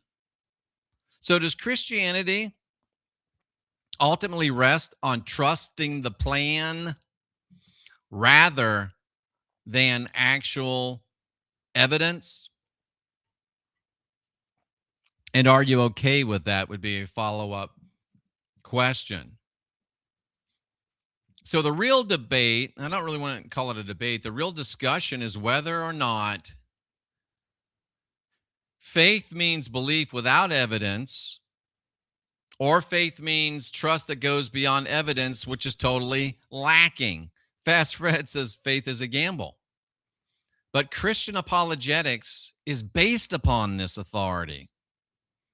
Believing, trusting the plan without any verification. And textually, I was trying to be nice when I wrote this. I don't feel so nice right now. Textually, you can't dispute it. Christianity openly admits there is no evidence for this belief. You just have to trust the plan. I got 10 minutes before Jim comes up. So it's interesting to me that this statement comes in Hebrews, the book of Hebrews. And we learned the other day that the literal meaning of Hebrews is those from beyond, those from the other side. And it says it's not called Christians 11:1, it's called Hebrews. Why? Because Paul was writing to the infant church, and if he called them all Hebrews, guess what? That's because they were. Why is Paul writing to Hebrews and not Christians in the New Testament? And why are Christians that say they're not Hebrews listening to it? It's almost as if Paul is saying, great to see you, Nathan. It's almost as if Paul was saying there's no difference between the two. And 11:1 is important because it's a triple emphatic. Like in the Old Testament, holy, holy, holy. That's Hebrew. That's Hebrew. And the Greek double emphatic is verily, verily. So why did Paul write it as a Hebrew triple emphatic instead of a Greek double emphatic? It's almost like he was trying to show you that Christianity is based on Judaism, only because it is. It's almost as if in his day, Paul the apostle said there was no difference recognized between Christians and Hebrews. Today, this difference is insisted upon by Christians, especially those that are of the Christian identity or Christian nationalist movement. Where did this distinction come from? Have you ever asked yourself that? And then I asked ChatGPT, what are the esoteric implications of the number 3? Did you know that in Kabbalah, the 3 is associated with an emergence of structure, manifestation, and duality? While different Kabbalistic schools emphasize different things, the number 3 is seen as the first complete pattern. It's the first 3 sephirot of the tree of life. We talked about that. The supernal triad, kind of like the Trinity, the crown, the wisdom, the understanding. Knowing and remembering feels more sovereign, and it's a deception from the tree of knowledge. I like it. That in from Tanhawk. So I doubled it. Sometimes I double them up. You know, it's one of those things. But the Hebrew triple emphatic seems to loom even larger in our discussion, giving this context. And 3 also talks about the reconciliation of opposites, like divine, sovereign, and free people bowing their knee and becoming slaves to a thought matrix. The number 3 resolves a conflict, like the conflict that goes on in your mind or should be going on in your mind by turning your back on your own people, turning your back on your own gods and goddesses, and following a foreign god. But in our case here tonight, the question I'm asking, is there a conflict of believing that which has no evidence while still claiming to be a person that's based on evidence and based on truth? And the third Kabbalistic principle mediates between opposites. Here, faith versus lack of evidence. So without employing mystical Jewish thought, you can't be a Christian because you are balancing, I'm a truther, with I believe something I can't question. That's called an oxymoron. I didn't call you a moron. I said those two things are mutually exclusive. Either you're a truther that researches all things, or you're a person that researches most things, but won't study a certain thing. Won't study a certain thing. So let's look at the biblical divine process. Bible believers, if you believe the Bible, this isn't a discussion, you're forced to adopt Kabbalistic thought in describing the creation of faith. It's a threefold movement. The emanation, you get the unction, you get the call. Rabbi says, did you get the call? It forms in your mind, you accept it, and then you manifest as a slave of that system. Thought, word, action. And 2 Corinthians 10:5 tells us that even our thoughts are given to us. Bring every thought captive, apart from any evidence, and you're forced to take action that directly affects your eternal destiny without any evidence. And I just ask you, are you comfortable with that? Are you comfortable with that? And let me touch on this right before we get to Jim. What about the mother principle? Binah, the third Sephiroth, is called the Great Mother. Chokmah is the seed, Binah is the womb, and creation emerges through their union. So 3 can symbolize like gestation, growing in a womb, form, the birth of worlds. And the implication of this Hebrew matriarchal heredity are huge, because Jewish ancestry is tied to the mother, and there's no question in an honest mind that the mother of Christianity is Judaism. And if the mother of Christianity is Judaism, then Christian is Judaism. It's impossible to argue that rationally, objectively, empirically. I got to get my cream.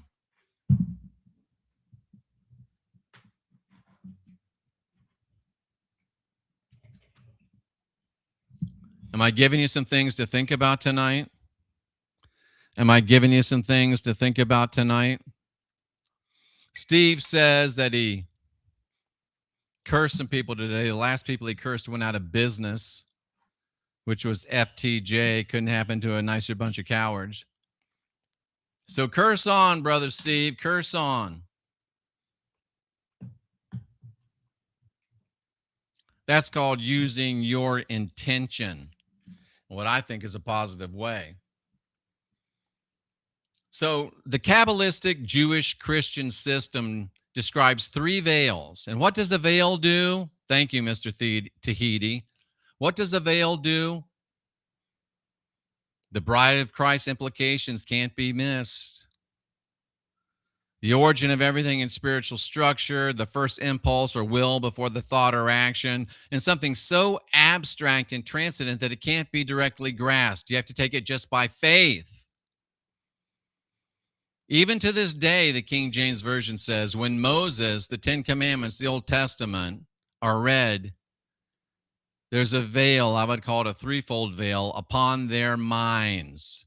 That's in 2 Corinthians 3:15, which adds up to 11. So there's your Greek double emphatic. And with that, I'm going to go ahead and stop sharing here. I'm going to go over and open up the phone line. So we'll be ready to receive Jim's call. Let me just go ahead and do that. GOO Google Voice. Boom, there it is. Let me go ahead and share that. So when Jim calls, we'll be ready for him, because you know his calls are fire. His calls are awesome. And we want to make it available for Jim for giving up his time to share with us. And how about that? I hit it. I can even take down the note. We're ready for Jim, and we're a minute early. So after Jim's call, I'll leave the phone lines early. And I've seen some people, Jim, just call in at your leisure. I've seen some people in the chat throwing stuff out. We don't allow drive-by evangelism. But after Jim's call, remember I said after Jim's call, go ahead and call in. Jim, if I'm not sure who you are in the chat, I haven't ever looked at your name, but just go ahead and call in, and I'll pick up your call and we'll move on. And there he is, right on time. Let me answer it. Ladies and gentlemen, I bring to you the Tennessean. Jim, I had a song for you, but I've got to upload it. What's on your mind, brother? I'm doing good. And thank you so much for what you're doing. Dude, you are helping us out. You're the highlight of the show. I'm giving you the microphone. Take it over, brother. Well, thank you. I was going to say, before the show today, you had a comment about our gods that y'all know in the pagan world actually gods. At least that's what I understood. Yes, I did. My thought is I might have told you a long time ago, I'm an animist. So I'm not really pagan, I'm not really heathen, but I'm close cousins. So for me, I don't believe in any gods, but I do believe in God. So it's like think of God as an octopus with 1,000 tentacles. It's all operated from that one body, but all the arms are doing different works. So each one connects with each separate people and works through those particular peoples. So when you're talking about the gods of the pagans, from my opinion, is that at one point there was a great warrior or great king who took the place of gods for people, because they could only be gods to do what they did. So they always kept them filled up. So for me, if I want to pray to the god of a tree, I don't need to call a name for the tree. I know what a tree is. And God that exists within me knows exactly who I'm talking to and what I'm talking to, so I don't have to call to any God. Because God and I are like on the same phone. Like I can talk to you without saying your name at all. And we know what we're talking about with each other because we're connected. So for me, it works that way. If I see the mountains, the beautiful mountains, and we'll speak of the beautiful mountains of God, and we'll thank God, God already knows I'm appreciating because I'm looking at it and I'm thinking of Him. So I think for a lot of your pagans, when you have your shamans, they are actually animist because they try not to tie too much to the religions of any of the peoples, because it will keep them from seeing clearly, because they're being controlled by other peoples from the outside, their thoughts. So, and anytime you want to say something, please say something.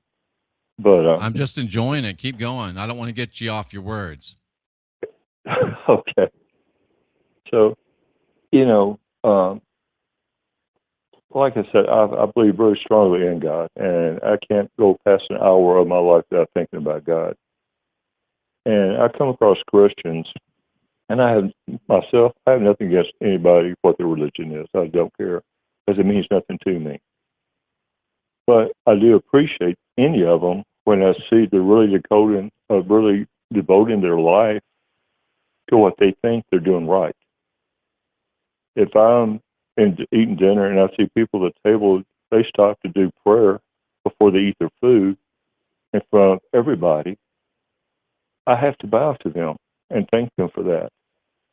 If I don't like the religion, the Arab religions, but and I have seen quite a few times, it could be 10 o'clock at night in the corner where no one's nowhere in a parking lot, and one of those guys get down, throw the carpet out, start praying.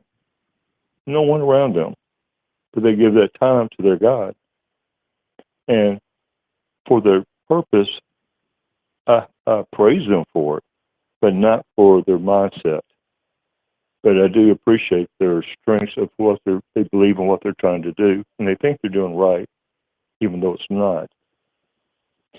So, for me, I try not to tell Christians when they try to get me into the conversation, because they think I am Christian, and I tell them, I said, when they try to press me, I said, I don't believe in the Bible. Well, of course you believe in the Bible.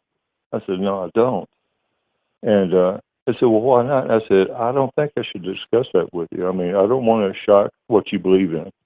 If you find comfort in it, I need to let you stay there. I don't want to disturb it. And they're going, but I want to hear what you have to say where I can talk to you better. So then I would tell them, the thing that turned me away from religion, my brain's starting to shut down, is Paul. And you go, well, why Paul? I said, he was great in the Bible. So yeah, he wrote, I guess, 80% or 70%. 2/3 of the religion. New Testament. Yeah, 2/3. Yeah. So I said, so I cannot believe in him because of who he is. Well, he's this and he's that. I said, no. Before he turned, he was a psychopath. He was a murderer, torturer, and he enjoyed it. Yeah, but he's not like that anymore because God came into his life and said, no, God cannot change that. The only thing that can change Paul was how much money am I going to make out of this? That's the only thing. And they just looked at me and I said, no, you cannot change sociopath or psychopath. You cannot change them. And Jim, even Paul wrote, I believe it was Paul wrote, the leopard can't change its spots. Exactly. They cannot. I mean, they can probably get better sense in some things before they learned, but it doesn't turn their heart. Because I know people who are like that, and if they change, it's only for what they want, for their personal gains, not for anything other than that. But, we talked the other day, the show about the vampires. Right. Now, I kind of put a vampire closer to a succubus. So it's like they come also into your life and try to suck your energy from you. Because I was talking about a psychopath. If I was sick, I can't talk. Succubus, I think. Thank you so much. So a vampire, I think, are like them, but they are a spiritual being from another dimension. So for them to be able to connect to this earth or work on this earth, they have to find a way to bound themselves to this earth. That's why the vampire, if it is true, has to drink blood to hold to the earth. But without it, that's why they disappear. They can't get out in the sun or they can't do this. But the reason they don't come out to the sun is because they work out of the dark. Because the spiritual worlds come out of the dark. So you wonder, well, they can't see themselves of an image in a mirror. Well, you can't see them in a mirror because they're in the dark. So you can't see them through a mirror. You can't really see yourself hardly in a mirror in the dark. So they're using a play of the words. So that's deep, brother. I believe. I don't know. I can get lost sometimes. But It's like, say you lose the black mirror. Everyone's into the black mirror. Well, yes, it works, but the reason it works is because you're looking into darkness. So you don't really even need the mirror to do so, but people feel like they have to have an object that does it for them. All you have to do is go into a very dark room. If anybody closes their eyes, where they just see no light, with no light whatsoever, they will see reds, blues, yellows, whites, all these little specks of colors constantly in their mind and constantly working in the darkness. So for a psychic, they understand that they're more like a projector. We can see the colors of the mind, and we allow it to paint out in front of us to see what's there. Like, I can see spirits because they use me as a projector to show themselves. You know, it's kind of like in your Star Trek, you know, they have a machine that can do a hologram in a studio. Well, they'll use the same thing through me to show me stories and to talk to me. But they're there like they're there, but if I put a mirror up to them, it wouldn't show to them. That came from the other side. So, if I don't get lost with myself. So, when you decide to use strength as a spiritual being on people, like grabbing people or hurting people or whatever they do physically when they're actually spiritual, it's only because they connect that electricity through you that's different than the electricity we use. So they can grab you, but they're not as strong as they pretend, because they use their energy against your energy to control your energy. So I've had them grab me and literally try to drag me off. And then when I realize what's happening, I release it through my mind and they let go of me. But they will leave marks on it. So I've learned that as long as I don't put fear into them, they can't really hurt me. I've even had them try to push me through a water bed and actually busted the boards beside the water bed, pushed me down so hard into the water bed, and then busted. And when it pushed me down, I came back up and it woke kind of like I was asleep, but I wasn't asleep. And I said, no, that did not just happen. And I laid back down and I said, you're really out there and you just pushed me down this bed. Do it again. I really want to see you do it again. And then it pushes me back in again. And then I just start laughing. You know, he's pushing me down. I'm cracking up laughing because I'm experienced it. And because I started laughing, it let go of me and got the pressure off of me. Then my roommate comes running in and he tells me, go like, are you okay? Are you fighting with a guy? I go, no, man, I just had a spook messing with me. I just had fun with it. And, you know, so I had to start looking at him without fear and start laughing and enjoying it instead of being afraid of it.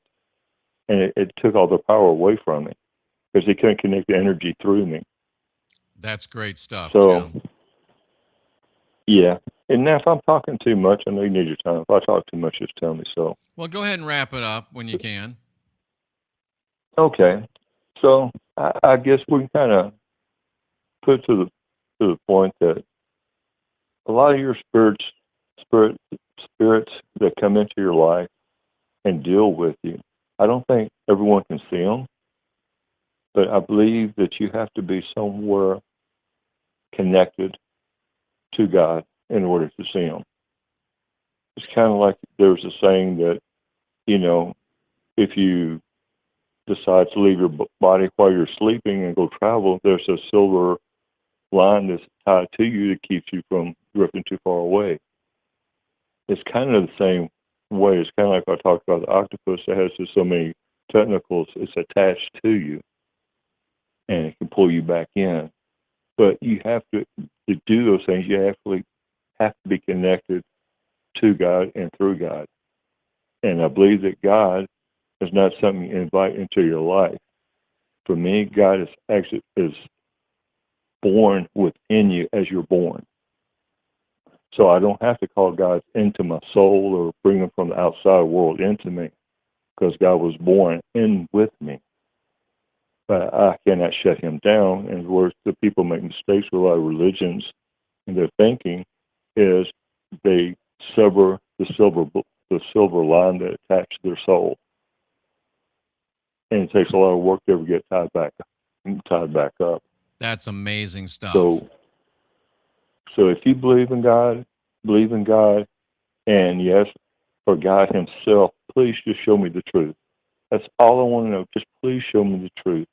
I've gone down too many lost trails, and I don't want to go any more lost trails.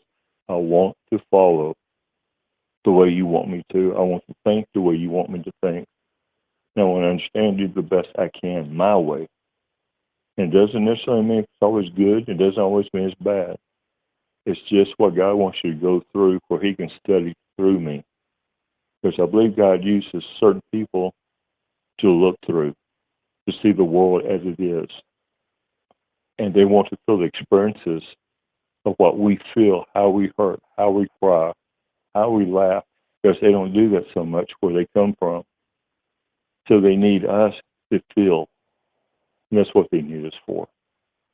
So I know I'm talking too much, but I want to say thank you so much for giving me time to talk to you. Jim, that's amazing stuff, and I'm glad you agreed to do this. And we'll look forward to having this section. And I'll have your song next time.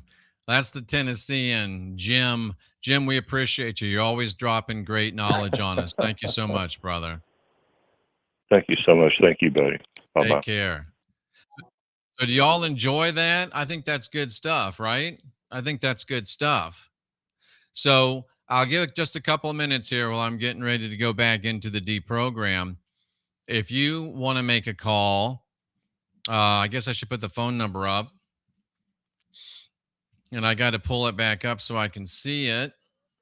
What is the phone number? Let me blow this back up. The phone number is, I'm going to put it in, whoops, got to go down here. 913-228. You think I would memorize this? 228-2586. If you can be polite, if you can be interesting, go ahead and call in. 913-228-2586. We're not going to wait a long time, so if you want to do it, jump in on it. This is Sunday, not your normal Sunday service. We will be back Wednesday for not your normal midweek service. And we're going to be committed to those 2 times a week. We've got lots and lots of shorts coming out. I break these deprograms up into more digestible pieces. I know not everybody has a time to sit around for 3-4 hours and listen to us, but these are here for you. And we hope that you'll like. We hope that you'll share. We hope that you will subscribe if you haven't subscribed. All these things help us get this information out to more people. So with that, I think I'm going to go ahead and close off the phone lines for now. I'll give you one more quick minute. But we'll go ahead and close the phone lines off now. If you do want to call back, we will open up the phone lines again here in a few minutes. But for now, the phone lines are closed.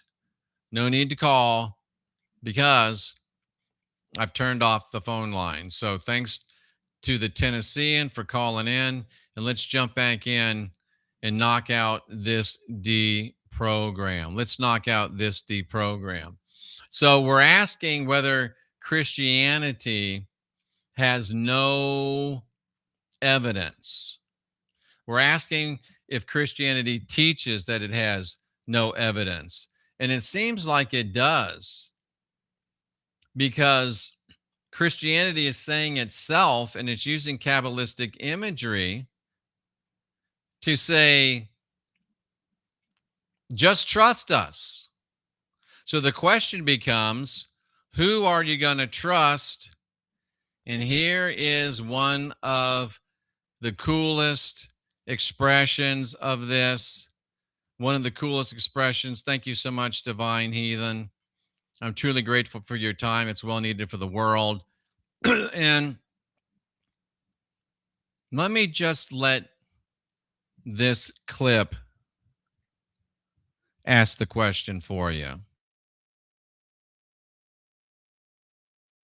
I'm giving away free money. And where is the Batman? He's at home, washing his tights.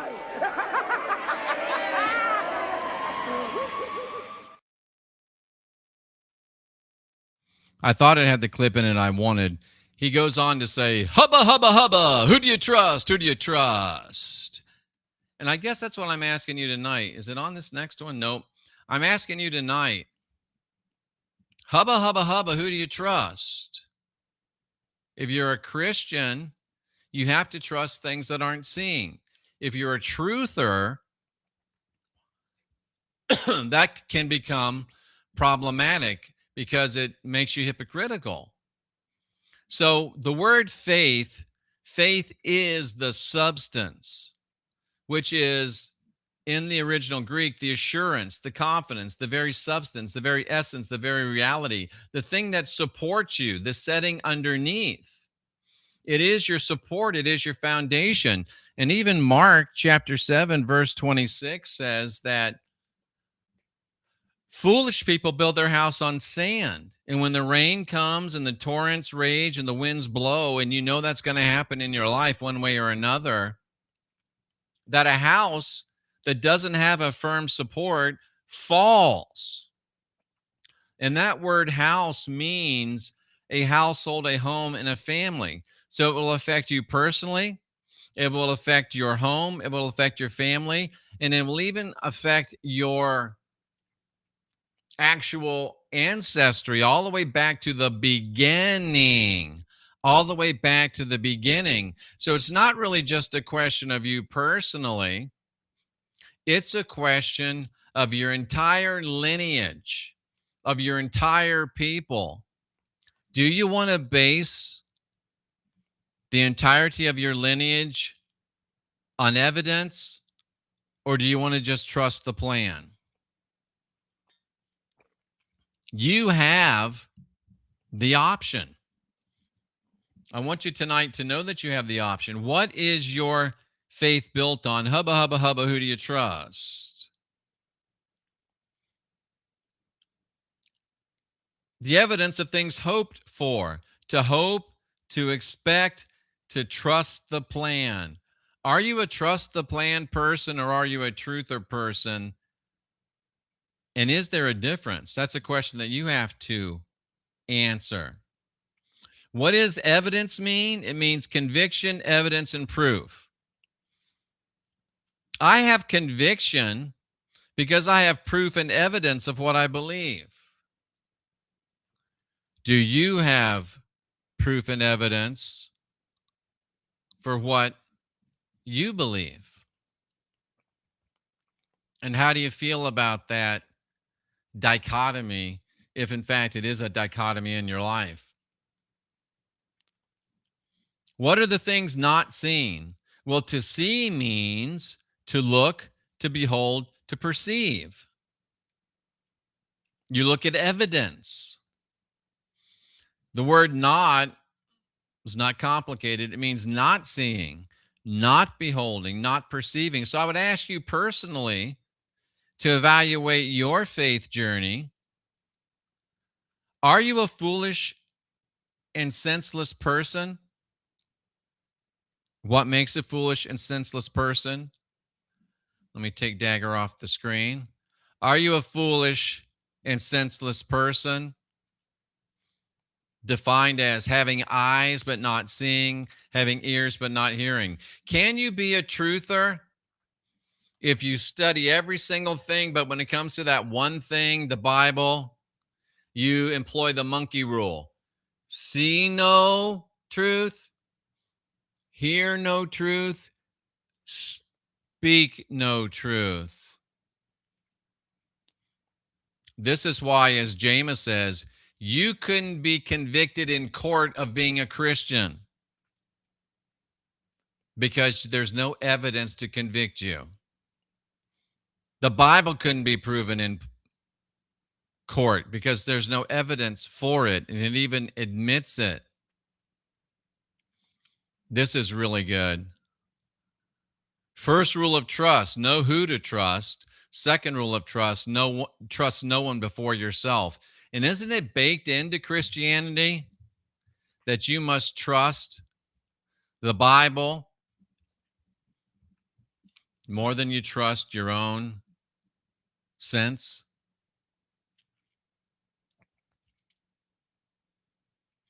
And I just want to throw this in as a bonus. Before I run it. Whoops. When We'll go back to that. Look at this right here.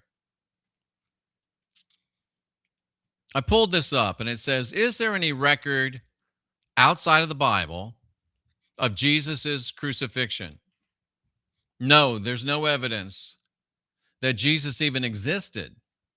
There's no evidence that Jesus was crucified, which is very strange. No evidence outside the Bible, which is very strange because the Romans were excellent and prolific record keepers. The only historical reference to him comes a full generation after he supposedly was crucified. Why would you believe irrational,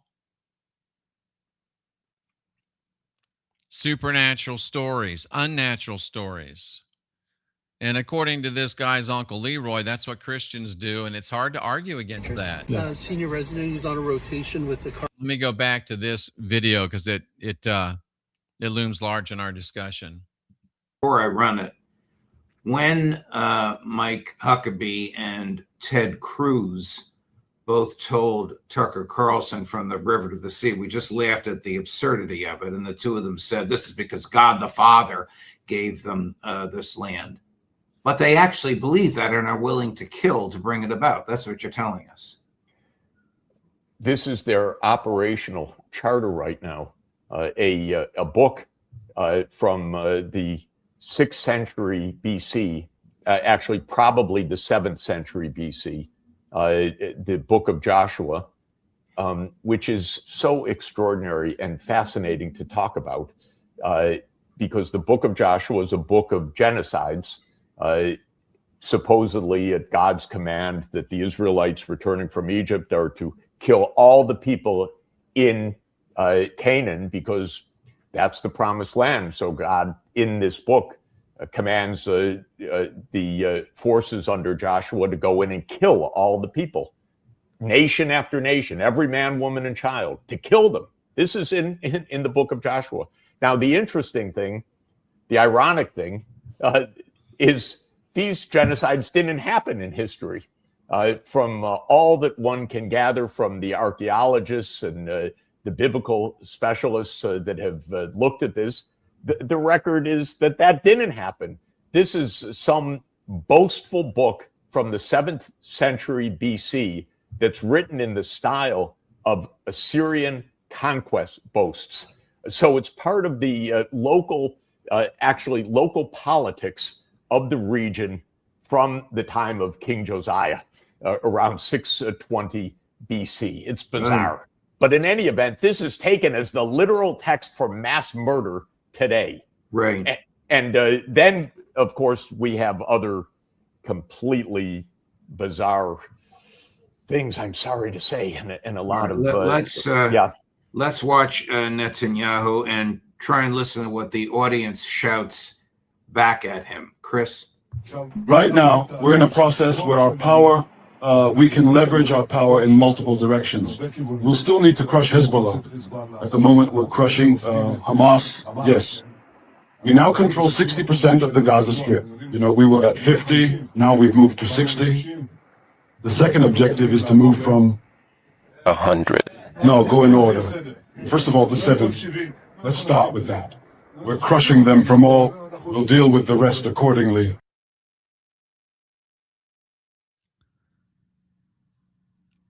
It's a book of genocide based on fairy tales about genocide. But the modern Abrahamic fear and guilt, blood magic, mind control matrix thinks it's very real. And I've said it 1,000 times. If you don't like the Proto-Abrahamics, today is June 7th. It's a Sunday. If we were to deport every single Proto-Abrahamics Jewish, second wave Abrahamics Christian, third wave Abrahamics Islamics. If we were to deport every single Proto-Abrahamic today on June the 7th, they'd be back by 4th of July. Why? Because all of their support comes from the second wave Abrahamics, the money, the love, the chosen people status.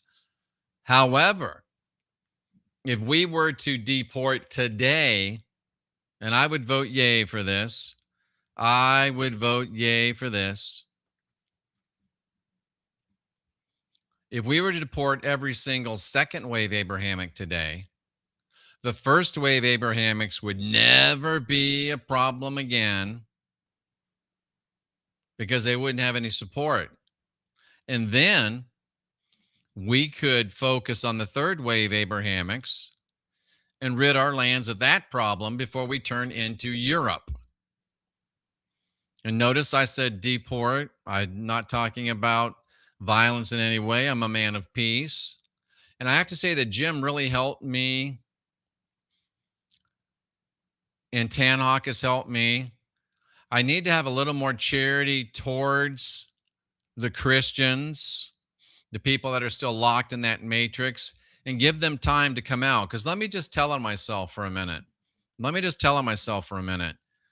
I was a Bible college graduate. I was a full-time minister for 20 years full-time, 5 years part-time. And I'm still preaching today. Let's just be honest. I'm still preaching today. Oh, anybody needs some healing? I got some brow sweat. I can slap it on you and boom, you'll be healed. I disagree on that one, Divine. Well, I got to show this just real quick. Divine Heathen says Scientology is Abrahamic. Scientology as it is today is Abrahamic. Scientology up to 1972 was not Abrahamic. And we'll get into that at some point. That's a great observation. So the point was what? I can't remember what the point was. Oh, I was 20 years a Christian preacher. I went from church to church to church, an evangelist. I pastored some churches, church planting evangelist. And I could take a church from my family, and within a year, we'd have 100 people. And then I'd go do it somewhere else. But I remember I was a full-time preacher for 20 years.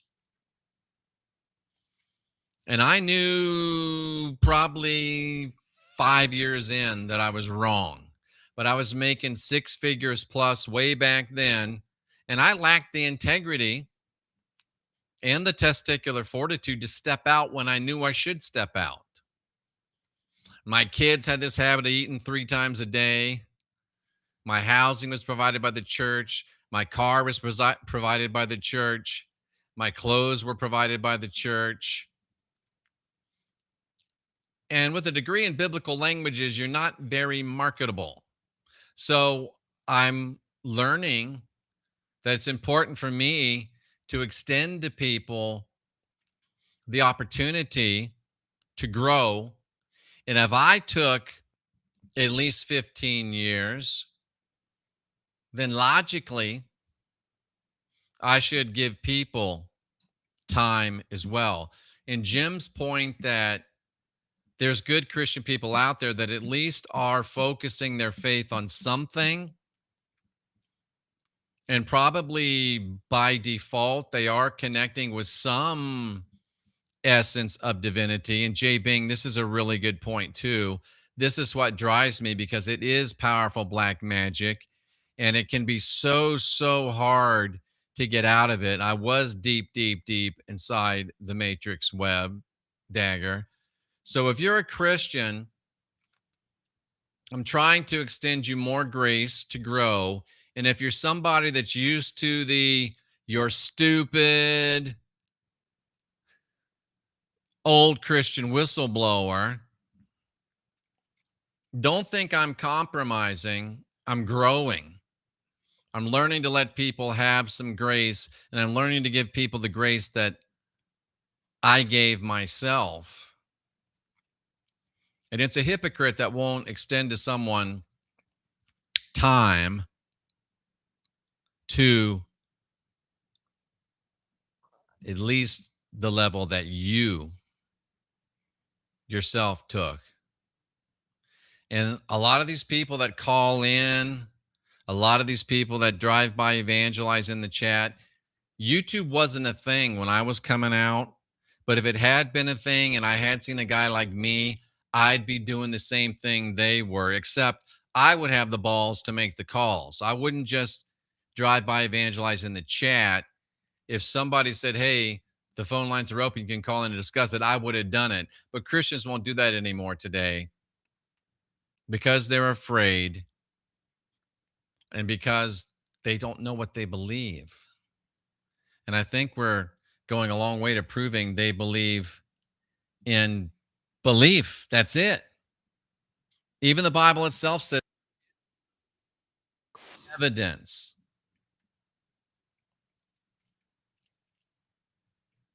And there is a reason to be afraid. Not afraid. There's a reason to be aware. And I want to show you something that I want you to consider, because there's a price for enlightenment. There's a price for unindoctrination. And this poor guy found out about it, not in the United States, I don't believe, but he found out about this. Oh, check that out. Dagger, love you, bro. I really do. I love Dagger. He's an awesome dude. I hope to actually meet him sometime. And we may be figuring out, me and this guy named Ryan, maybe figuring out some ways to make that happen. I've always wanted to have, let me just share a little bit of my vision. Before I met the lovely Cynthia, I had bought this crappy little RV. It was the best I could do. Some of you remember that way back in the day. And I was going to, and on YouTube, you can go in your back end and you can see where people are watching you from. Like right now, I know the vast majority of my viewers come from California, Texas, and Florida. So I was going to go to these areas. You can even break it down to city. And I would go to a city, have some meetings, have somebody that said, yeah, I'll take this over. And then I would go to another place. And that's always been one of my dreams, but I kind of put it to the side because of what we believe now and because of the leftist targeting of folks, it can be kind of dangerous to gather in public. But me and this guy named Ryan, we may have some options on that, some ways to make it happen. So good times are coming, folk and kin. And just be aware that there's some good times coming. And there's some exciting times coming. There really are. But also be aware there's a price, and this guy learned about it firsthand.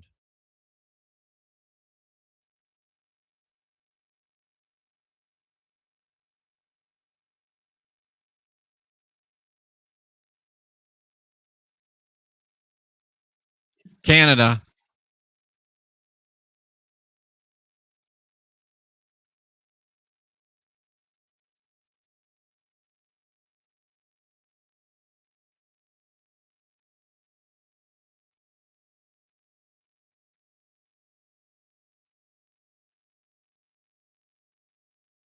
Just, I don't know how long ago, but like maybe 3 weeks ago or 4 weeks ago, were you aware of that? Dr. Taylor saw you in a cafe. She didn't certify you. I think you filmed part of it. And then she spoke with your family, got some more information, and, you know, you're going to have to turn that off. So just one sec. Yeah. What the officer just told me is that, you know, you and I can set up a meeting and we can chat then. So why don't we do that, okay? Yeah. I'm not turning the camera off. I have a legal right to keep the camera on. If you don't want to make the appointment now, we can do it at another time. But that's what the officer just asked that we do. So why don't we do that?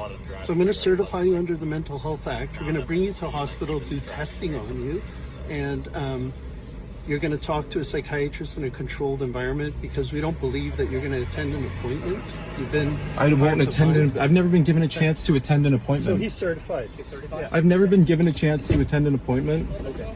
What is going on? I was never given a psych eval or nothing. He just looked at me and said, "You're certified." Yeah. Okay. So I don't know why, but it's up to the doctor. So if you. But no, he didn't even give me an eval. He just looked at me and said, "I'm certified, man." I get that. Please consider what you're doing, and please think about the fact that I'm more than happy to come in for an appointment. I'm happy to go through and do everything properly. Okay, I've been completely compliant with everything. Yes, you've been really good with me, Nicholas. But listen, that's his call, and unfortunately, we can't go back on that. He hasn't talked to me. You have to get checked out by a doctor. You're interacting. How scary is that? How scary is that? I still think we get out of this without a kinetic, hot war. If all the people that are opposed to, in my mind specifically, the fear and guilt, blood magic, mind control matrix, but also opposed to all of this demagoguery and control governmentally, and it's not just Canada, obviously, Dagger. But I think they're trying it there to see if they can pull it off here. But if we all just get together, there won't be a fight because our enemies are cowards and they'll run. They will run. That's my conviction. So let's finish this up because it didn't just happen in Canada, to Dagger's point. And I asked ChatGPT, are re-education camps just a conspiracy fear? Or are they possible? Re-education camps aren't just a conspiracy concept. They've existed in China, the Soviet Union. They exist in China today. They existed in Germany to specifically reshape political beliefs. So the broader lesson from history is that societies sometimes create systems intended to change how people think, especially during times of political upheaval. Are we undergoing political upheaval in our country right now? Especially in times of revolution. Are we experiencing revolution in our country right now? In times of war, are we experiencing war in our country right now? In times of perceived or created national emergencies, are we existing that right now? Are we in that right now? In times of strong ideological polarization, since Obama, there's never been a stronger ideological polarization. But you want to know what's just as dangerous as ideological polarization? Ideological monopolization. And when and if we got a Christian government, if this became a Christian nation, which it's never been, and God's willing will never be, then they can make anybody that doesn't bow the knee a criminal and put you in these re-education camps. And this is why I say there are things worse than death. There are things worse than death. And I would ask you, do you still think I'm making a big deal out of nothing? Andrew speaks here.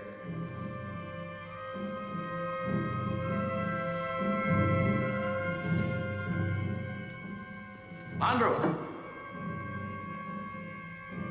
Landru! We are the Archons! We are the Archons. We come to speak. We are the Archons. We want to talk to you. Andrew, he comes.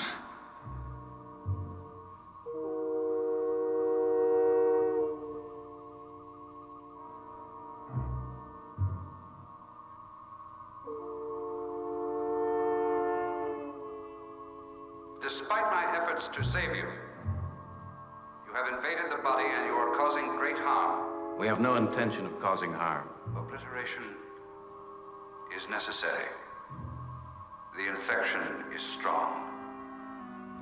For the good of the body, you must die.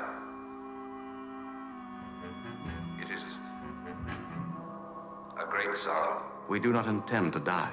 All who saw you, all who know of your presence here, must be excised. The memory of the body will be cleansed. Listen to me. Useless, Captain. A projection. Yes, Mr. Spock. Let's have a look at the projector.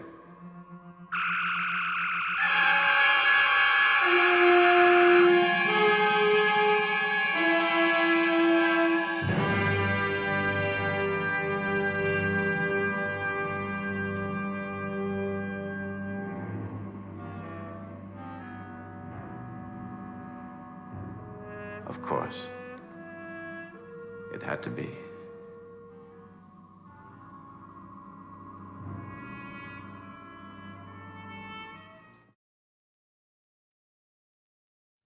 That's profound.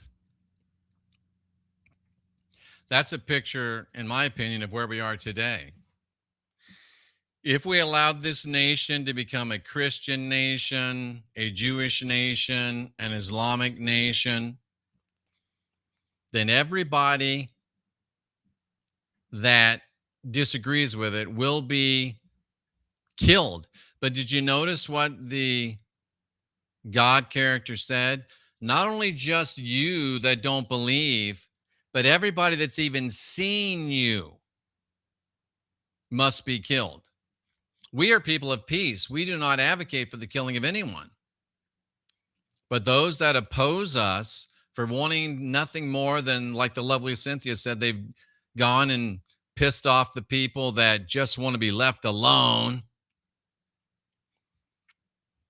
That's us. They don't want to play nice with us.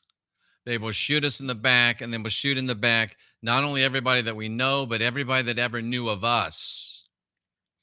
We've had over 20 million views since I started going on 13 years ago. That's a lot of people to track down, but they're not above it. They can't do that. All we have to do is use our phasers. That's what I'm trying to do. I'm just using my phaser. You notice they didn't even destroy the computer. They just destroyed the curtain which the man behind was operating the computer behind. That's all I'm here to do. I'm not here to destroy anything. I'm not here to kill anything or anyone. I'm not here to call people names. I'm not here to force anybody to do anything against their will. All I'm trying to do is use my phaser to break down the wall of deceit and deception and trickery and allow you to see and allow you to do what you want to do based on full information. And when you get to the level where I'm at, you can do crazy things like you can take a candle and you can hold your hand right over the heat.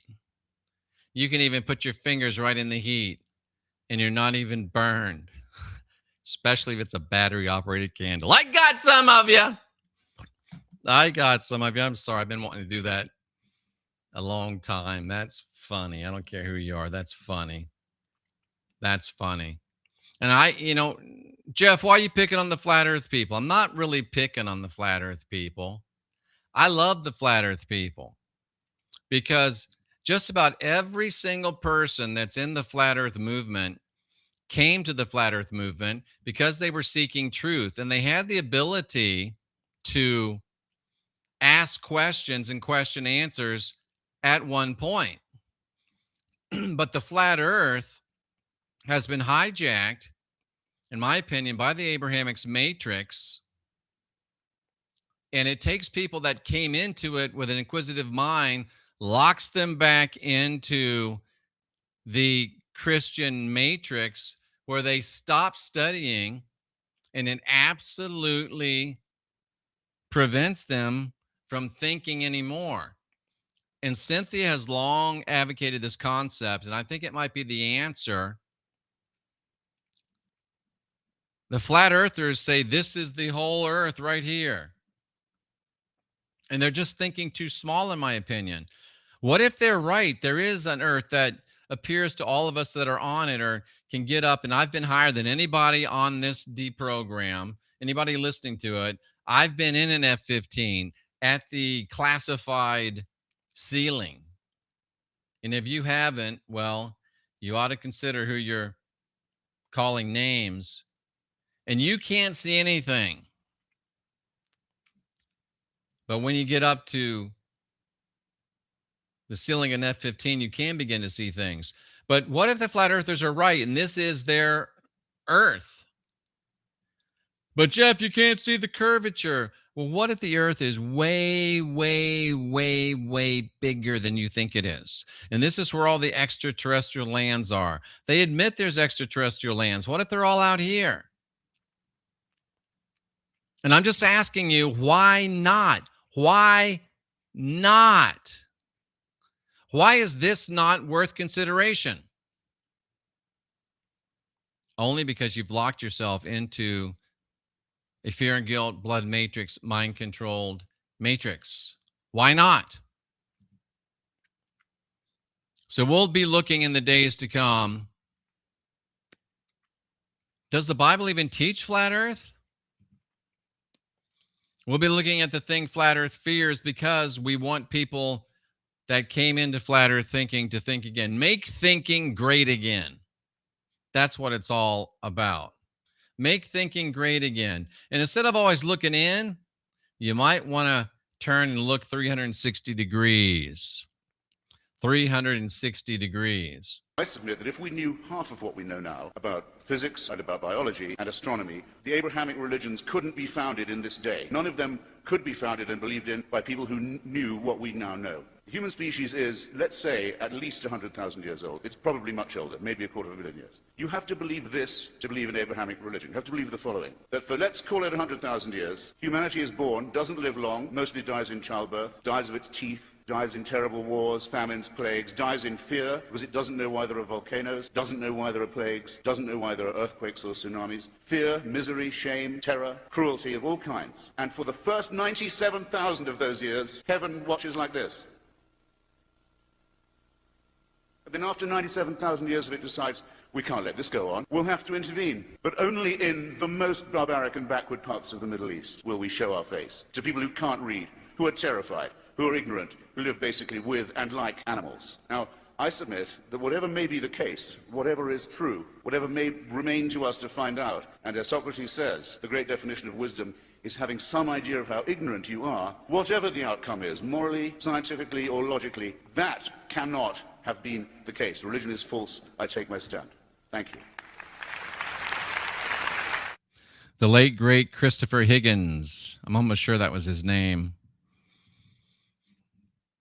You cannot have true wisdom until you recognize how ignorant you are. And the most ignorant thing that you can state is that you know it all.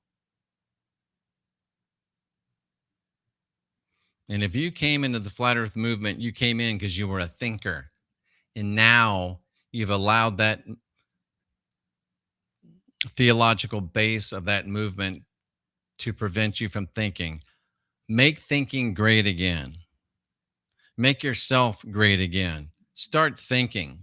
I mean, did you know, for instance, that the book of Revelation was not written by Christians? The book of Revelation was around for at least 500 years before Christianity ever came into existence. The book of Revelation was already in circulation. No John ever wrote the book of Revelation. His name was Ion, I-O-N, from the Ionian Sea. And when in Latin, when you change I's to J, it becomes J-O-N. But in the English, it becomes J-O-H-N. So today we're told that John wrote the book of Revelation. No such John ever wrote the book of Revelation. It was written 500 years before Christ was ever born. All one has to do is do something you've never done before. Go to a library and spend all day reading theology, and you will find the world has known for thousands of years that these stories are nothing more than stories. I'm not asking you to change your beliefs. I'm asking you to understand what your beliefs are based upon. And then you can make your own decision whether they need to be changed or not. Does that make me the bad guy? The more I know, I need to know more. It's a sanitized version of the Tan Hawk quote. Revelation says they're going to hide us from the face of him. They're going to call to mountains and rocks, which represent nations and governments, usually in the Bible. Hide us from him that sits on the throne, from the wrath of the Lamb. The book of Revelation actually shows that 666 is the number of man. But the earliest versions of the book of Revelation show that the number was 616. Why is that important? Because 616 is Chi Iota Stigma. 666 is Chi, I think you'd say Chi Stigma.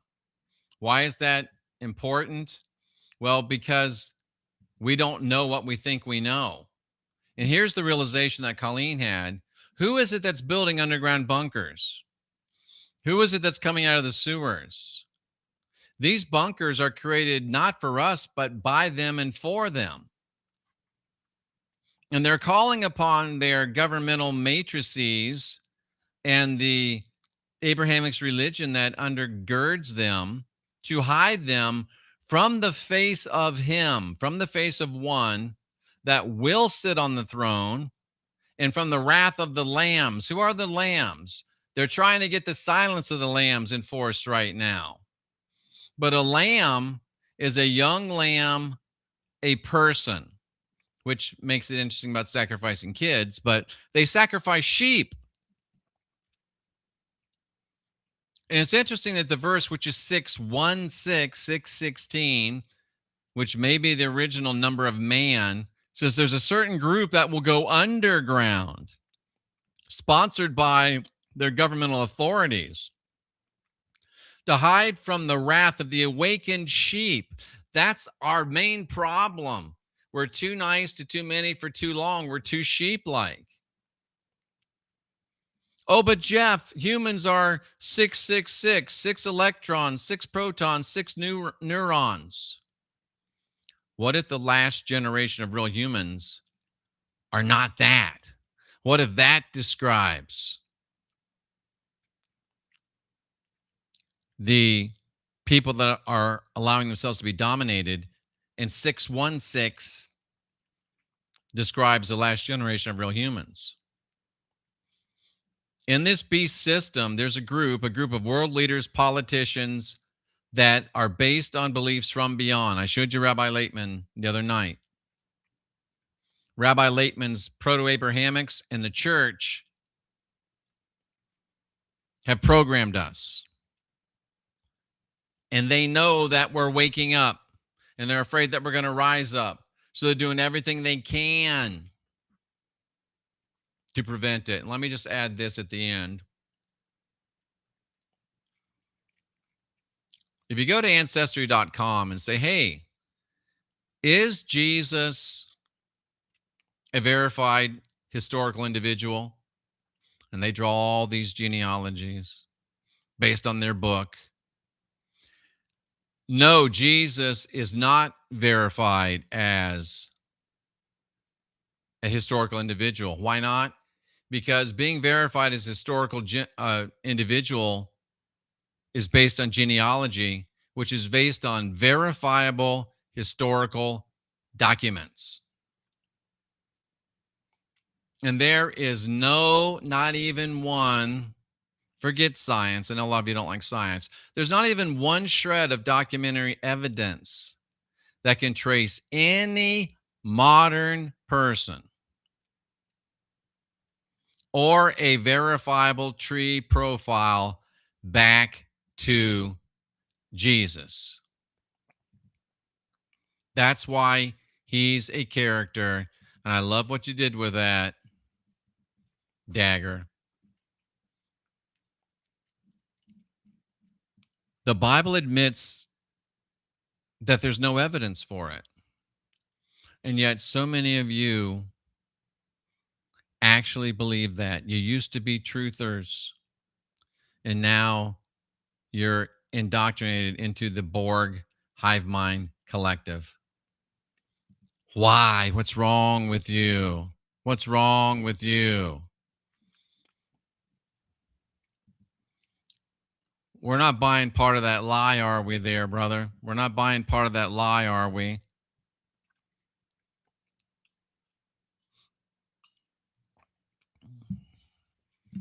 Real quick,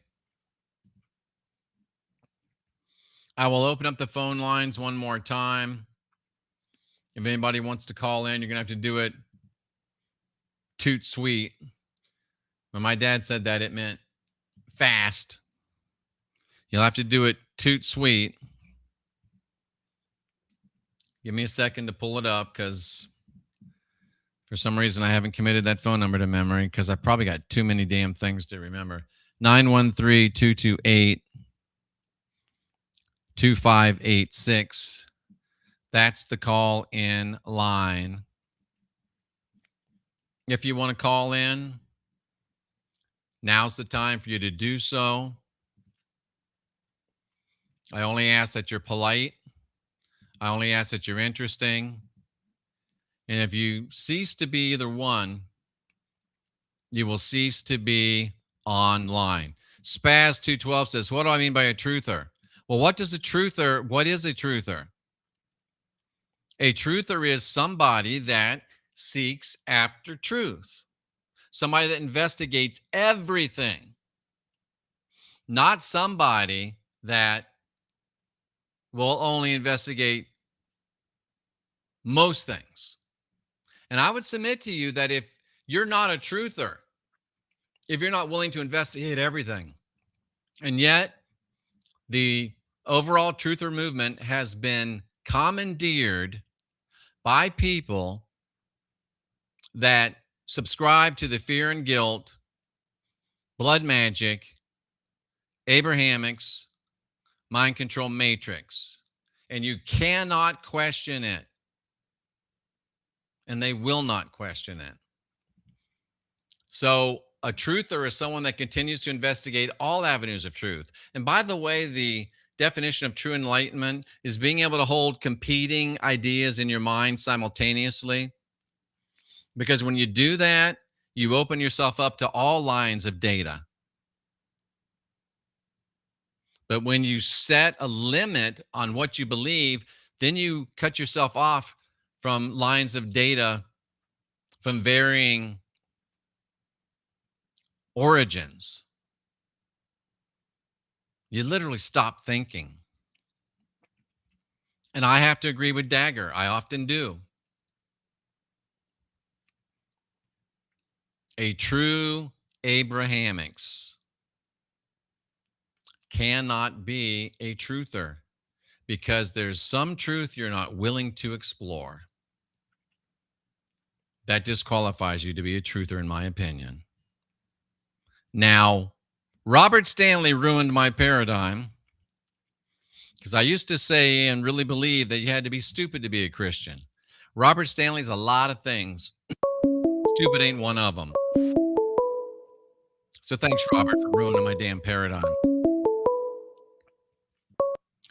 You're live with the Christian Whistleblower. What's on your mind? Hey, Jeff, long-time listener, first-time caller. A lot of these elites, they're going underground, and I believe if you look into a lot of ancient culture, as far as like in Puerto Rico, the Taínos, they believe that they came from the underground. I believe we have a few Native American culture believe that they also came from within the cave. I think something's going to happen, and they're just going to go underground, and when everything's over, just come out the ground again and re-civilize. That's a very interesting concept. I think a lot of people agree with you. What do you think should be our response to that situation? That's a hard one. I mean, it's like, it would take for everybody to stop paying taxes and not just give it into the system. I agree with you 100%, and thanks so much for calling in. I hope that you won't wait so long to do it again. I really appreciate your input. Is there anything else you'd like to add? No, not right now. Thank you very much for calling in. I really appreciate you. Have a great night. You too. Be safe out there. Love it. Love it. Yeah, I mean, and if you think about it, you said people came from the underworld, and a lot of times when they bombard a planet, they will go underground to withstand the bombardment. So it would make perfect sense, playing this out, that if you're going to bombard a planet and destroy it, maybe re-terraform it, then you would go underground until you could remake the civilization, reset the civilization, even reset perhaps the atmospheric conditions of said planet. Dagger, I think we're brothers from another mother. We got to, and if you want to explore this, Paimon Monta Hade, I think it's called Liberty. Just look up Paimon Liberty taxes, and he'll give you some information on that. He'll give you some information on that. Ooh, seeds go underground. Seeds for weeds and also seeds for flowers, right? The phone lines are open. What's the phone number again? Let me pull it up. The phone number is 913-228-2586. 913-228-2586. If you'd like to add your comment, ask a question, you can be polite, you can be interesting. Gloom or doom with an interesting point. Reptiles don't seem to be affected by heavy metals and their oxygen or food supply. It just happens to be damaging to humans. Several of our folks saying no more for them. Ludwig, really? And I'll point out, Ludwig, that the phone lines are open. Why wouldn't you call in? Jeff, you just picked the wrong denomination. So you're saying I should pick the denomination that has at least 50% of their priests accused of PDF activity? You're saying that I should pick the denomination that says we literally eat the blood of Jesus and we literally drink the blood of Jesus and eat the body of Jesus? You think I should pick the denomination that says the Shroud of Turin is real? Really? You just picked the wrong denomination. You just picked the wrong poison. Come on, man. Really? Yes, I said Paimon, Peymon. I'll put it in the chat. And tell them Jeff sent you. Peymon, Monta Hade, I think something like that. And it's called Liberty something or other. I can't remember exactly what it's called. It's called Liberty something or other. If you Google Paimon and yeah, you'll figure it out. You'll find it. It'll come up. It'll come up. It will come up. The shroud is fading. The shroud is so totally fake. I mean, come on, guys. Really? Anybody else want to make a call? Anybody else want to make a call? I'm open to receive them all, but for some reason, the Christians, they don't want to call me. They just don't want to call me. But it's the kinder, gentler Jeff. 913-238-2586. 913-228-2586.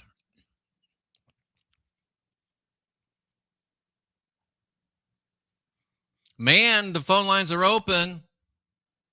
Oh, that's malarkey. You know what's malarkey, Ludwig?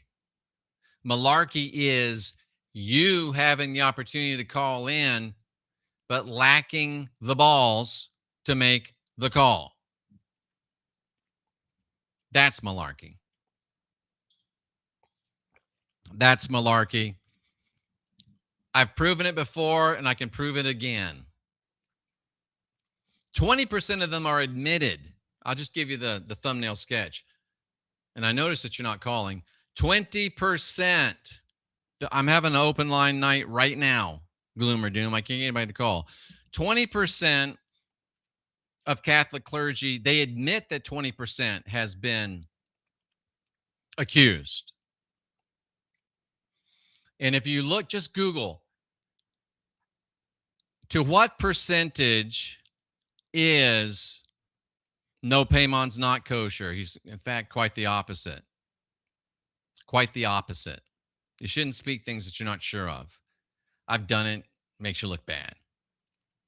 Paymon is the opposite of that. In fact, he hails from Iran, a great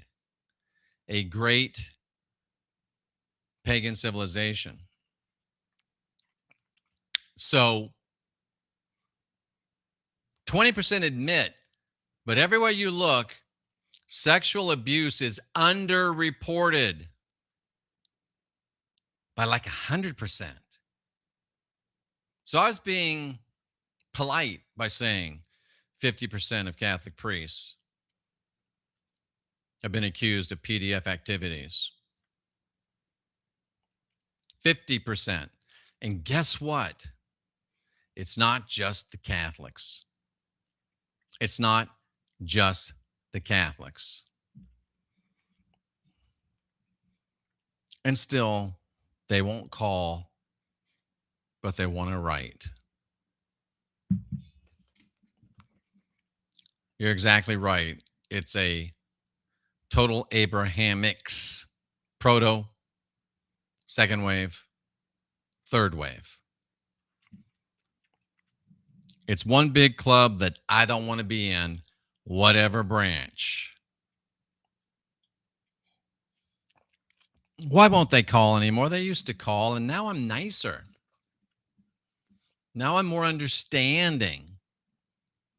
Now I'm more patient. But still, they won't call. It's almost like they're afraid of something. And you know what it really is? And I feel bad for them. Because 95% of people, and I'm a guy that was an evangelist for 25 years, and I still am. And I know that 95% of Christians never have read the Bible front to back. And I would ask Ludwig, have you read the Bible front to back? And then of the 5% that have read the Bible, 95% of them have never studied it, like getting into a concordance. They can't even spell concordance.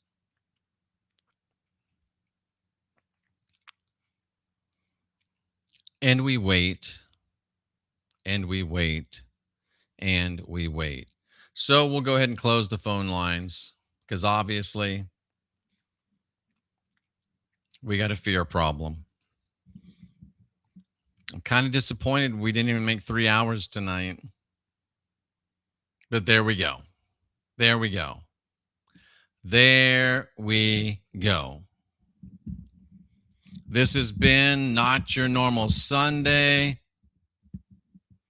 This has been Not Your Normal Sunday. I'm Jeffrey Daugherty, the Christian whistleblower, the OG of disclosure of Christian information. And Ludwig admits, and I give you points for admitting, no, I've never read it front to back. Dude, that's quite an admission. You've never read the Bible front to back, but yet you're advocating for Catholic Christianity. And that's more than any other book I've ever read.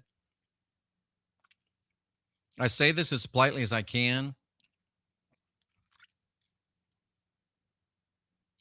I'm guessing you're not a big reader.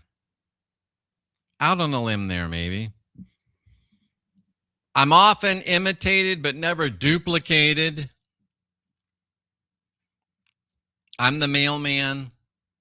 I bring you the mail. Sometimes I bring you bills. Sometimes I bring you checks, and they're blank checks. You can write in the amount that you want. But the mailman doesn't deliver mail and sit there and say, oh, I hope they read it. I wonder if they read it. Oh my gosh, did they read it? I hope they read it. He doesn't come back and say, hey, did you read your mail? No, he goes and he gives the mail to somebody else.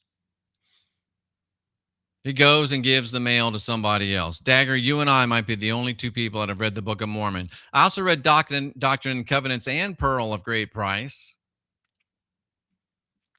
Because I'm a studier. I've read the New World Translation of the Jehovah's Witnesses.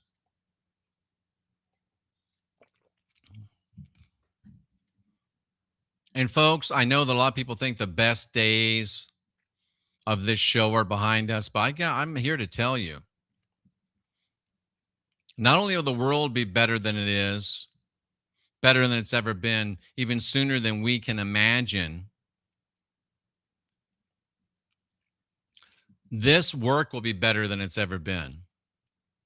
We're just getting started. We're just getting started. We're just getting started. Our best days are ahead of us. James has read the Book of Mormon. I'm excited. Had a great talk last night with a great man, and I'm more excited than I've ever been. More excited than I've ever been.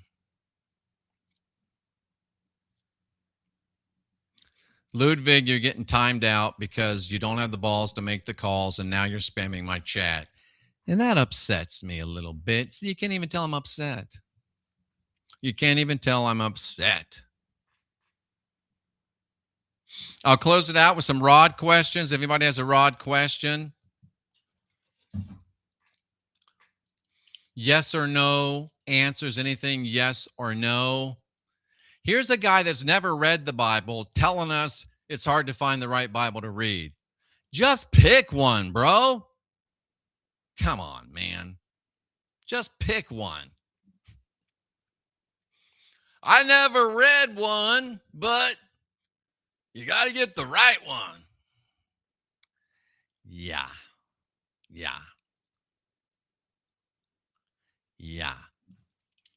Here's how this works. And we'll close out with this.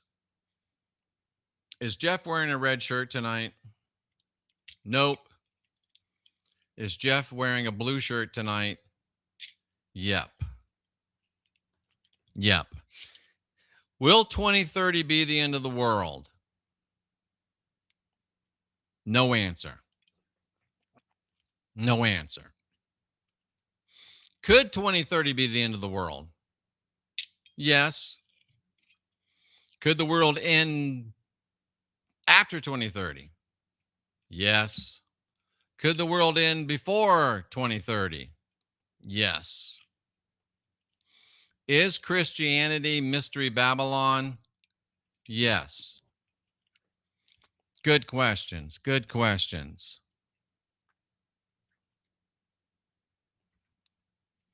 Anybody else with a Rod question?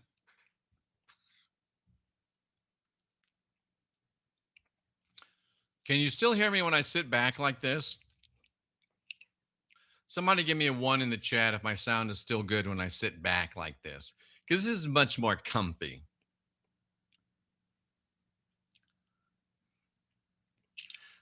Fast Fred says, was Jesus a transgender because he had no one to donate the XY chromosome? The answer is no. And you know why? Was Jesus real? No. So you can't be transgender if you're not real, and you can't have chromosomes if you're not real. Thank you for the ones. I appreciate it. So you can't be transgender if you're not real. Is Michael Jackson still with us? The rods say no. The rods say no. I concur. I met Michael.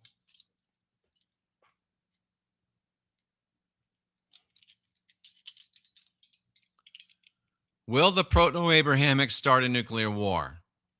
No. Wow, strong no. Do the Proto-Abrahamics want to start a nuclear war?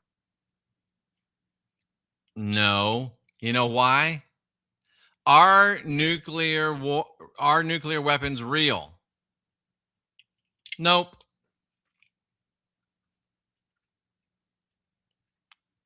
Nope. Is Michael Jackson deceased? Yes.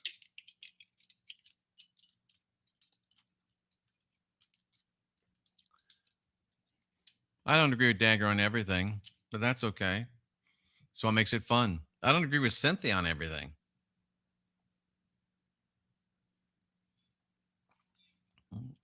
Oh, here's a good one. Will all the Abrahamic religions unite as one? Yes. Are the Abrahamic religions already one? Yes. That's why they're called Abrahamic religions. Good questions. Good questions.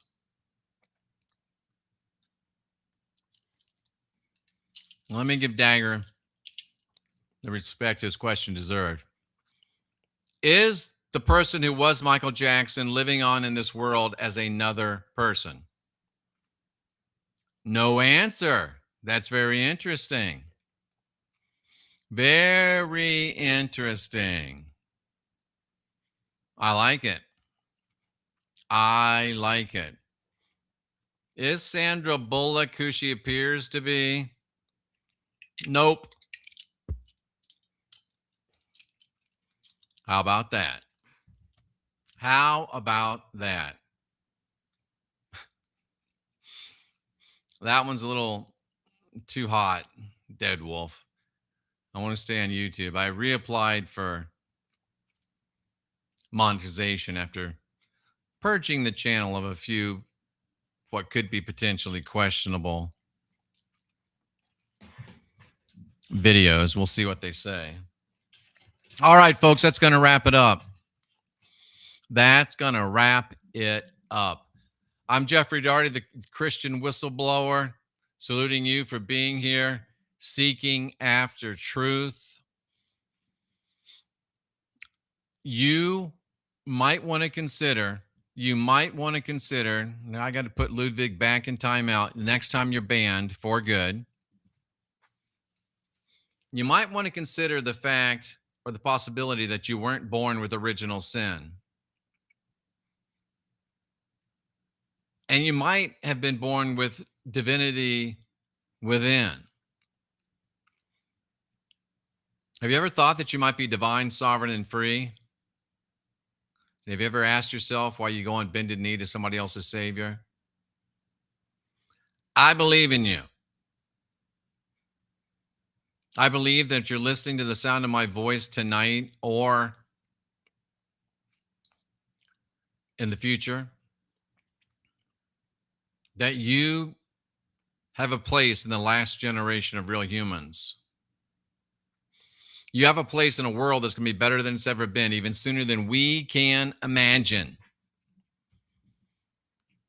Because we're waking up to who we are. And I want you to be with us. Because this might be the last rodeo.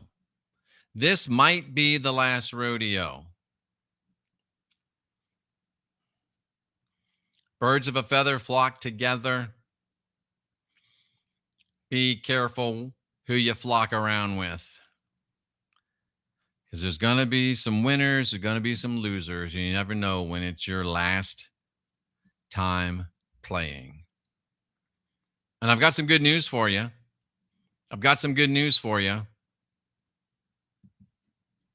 We've got something coming our way. A little thing I like to call retribution. Listen to this. Go in peace, be well, and be safe out there. And we'll see you again on Wednesday.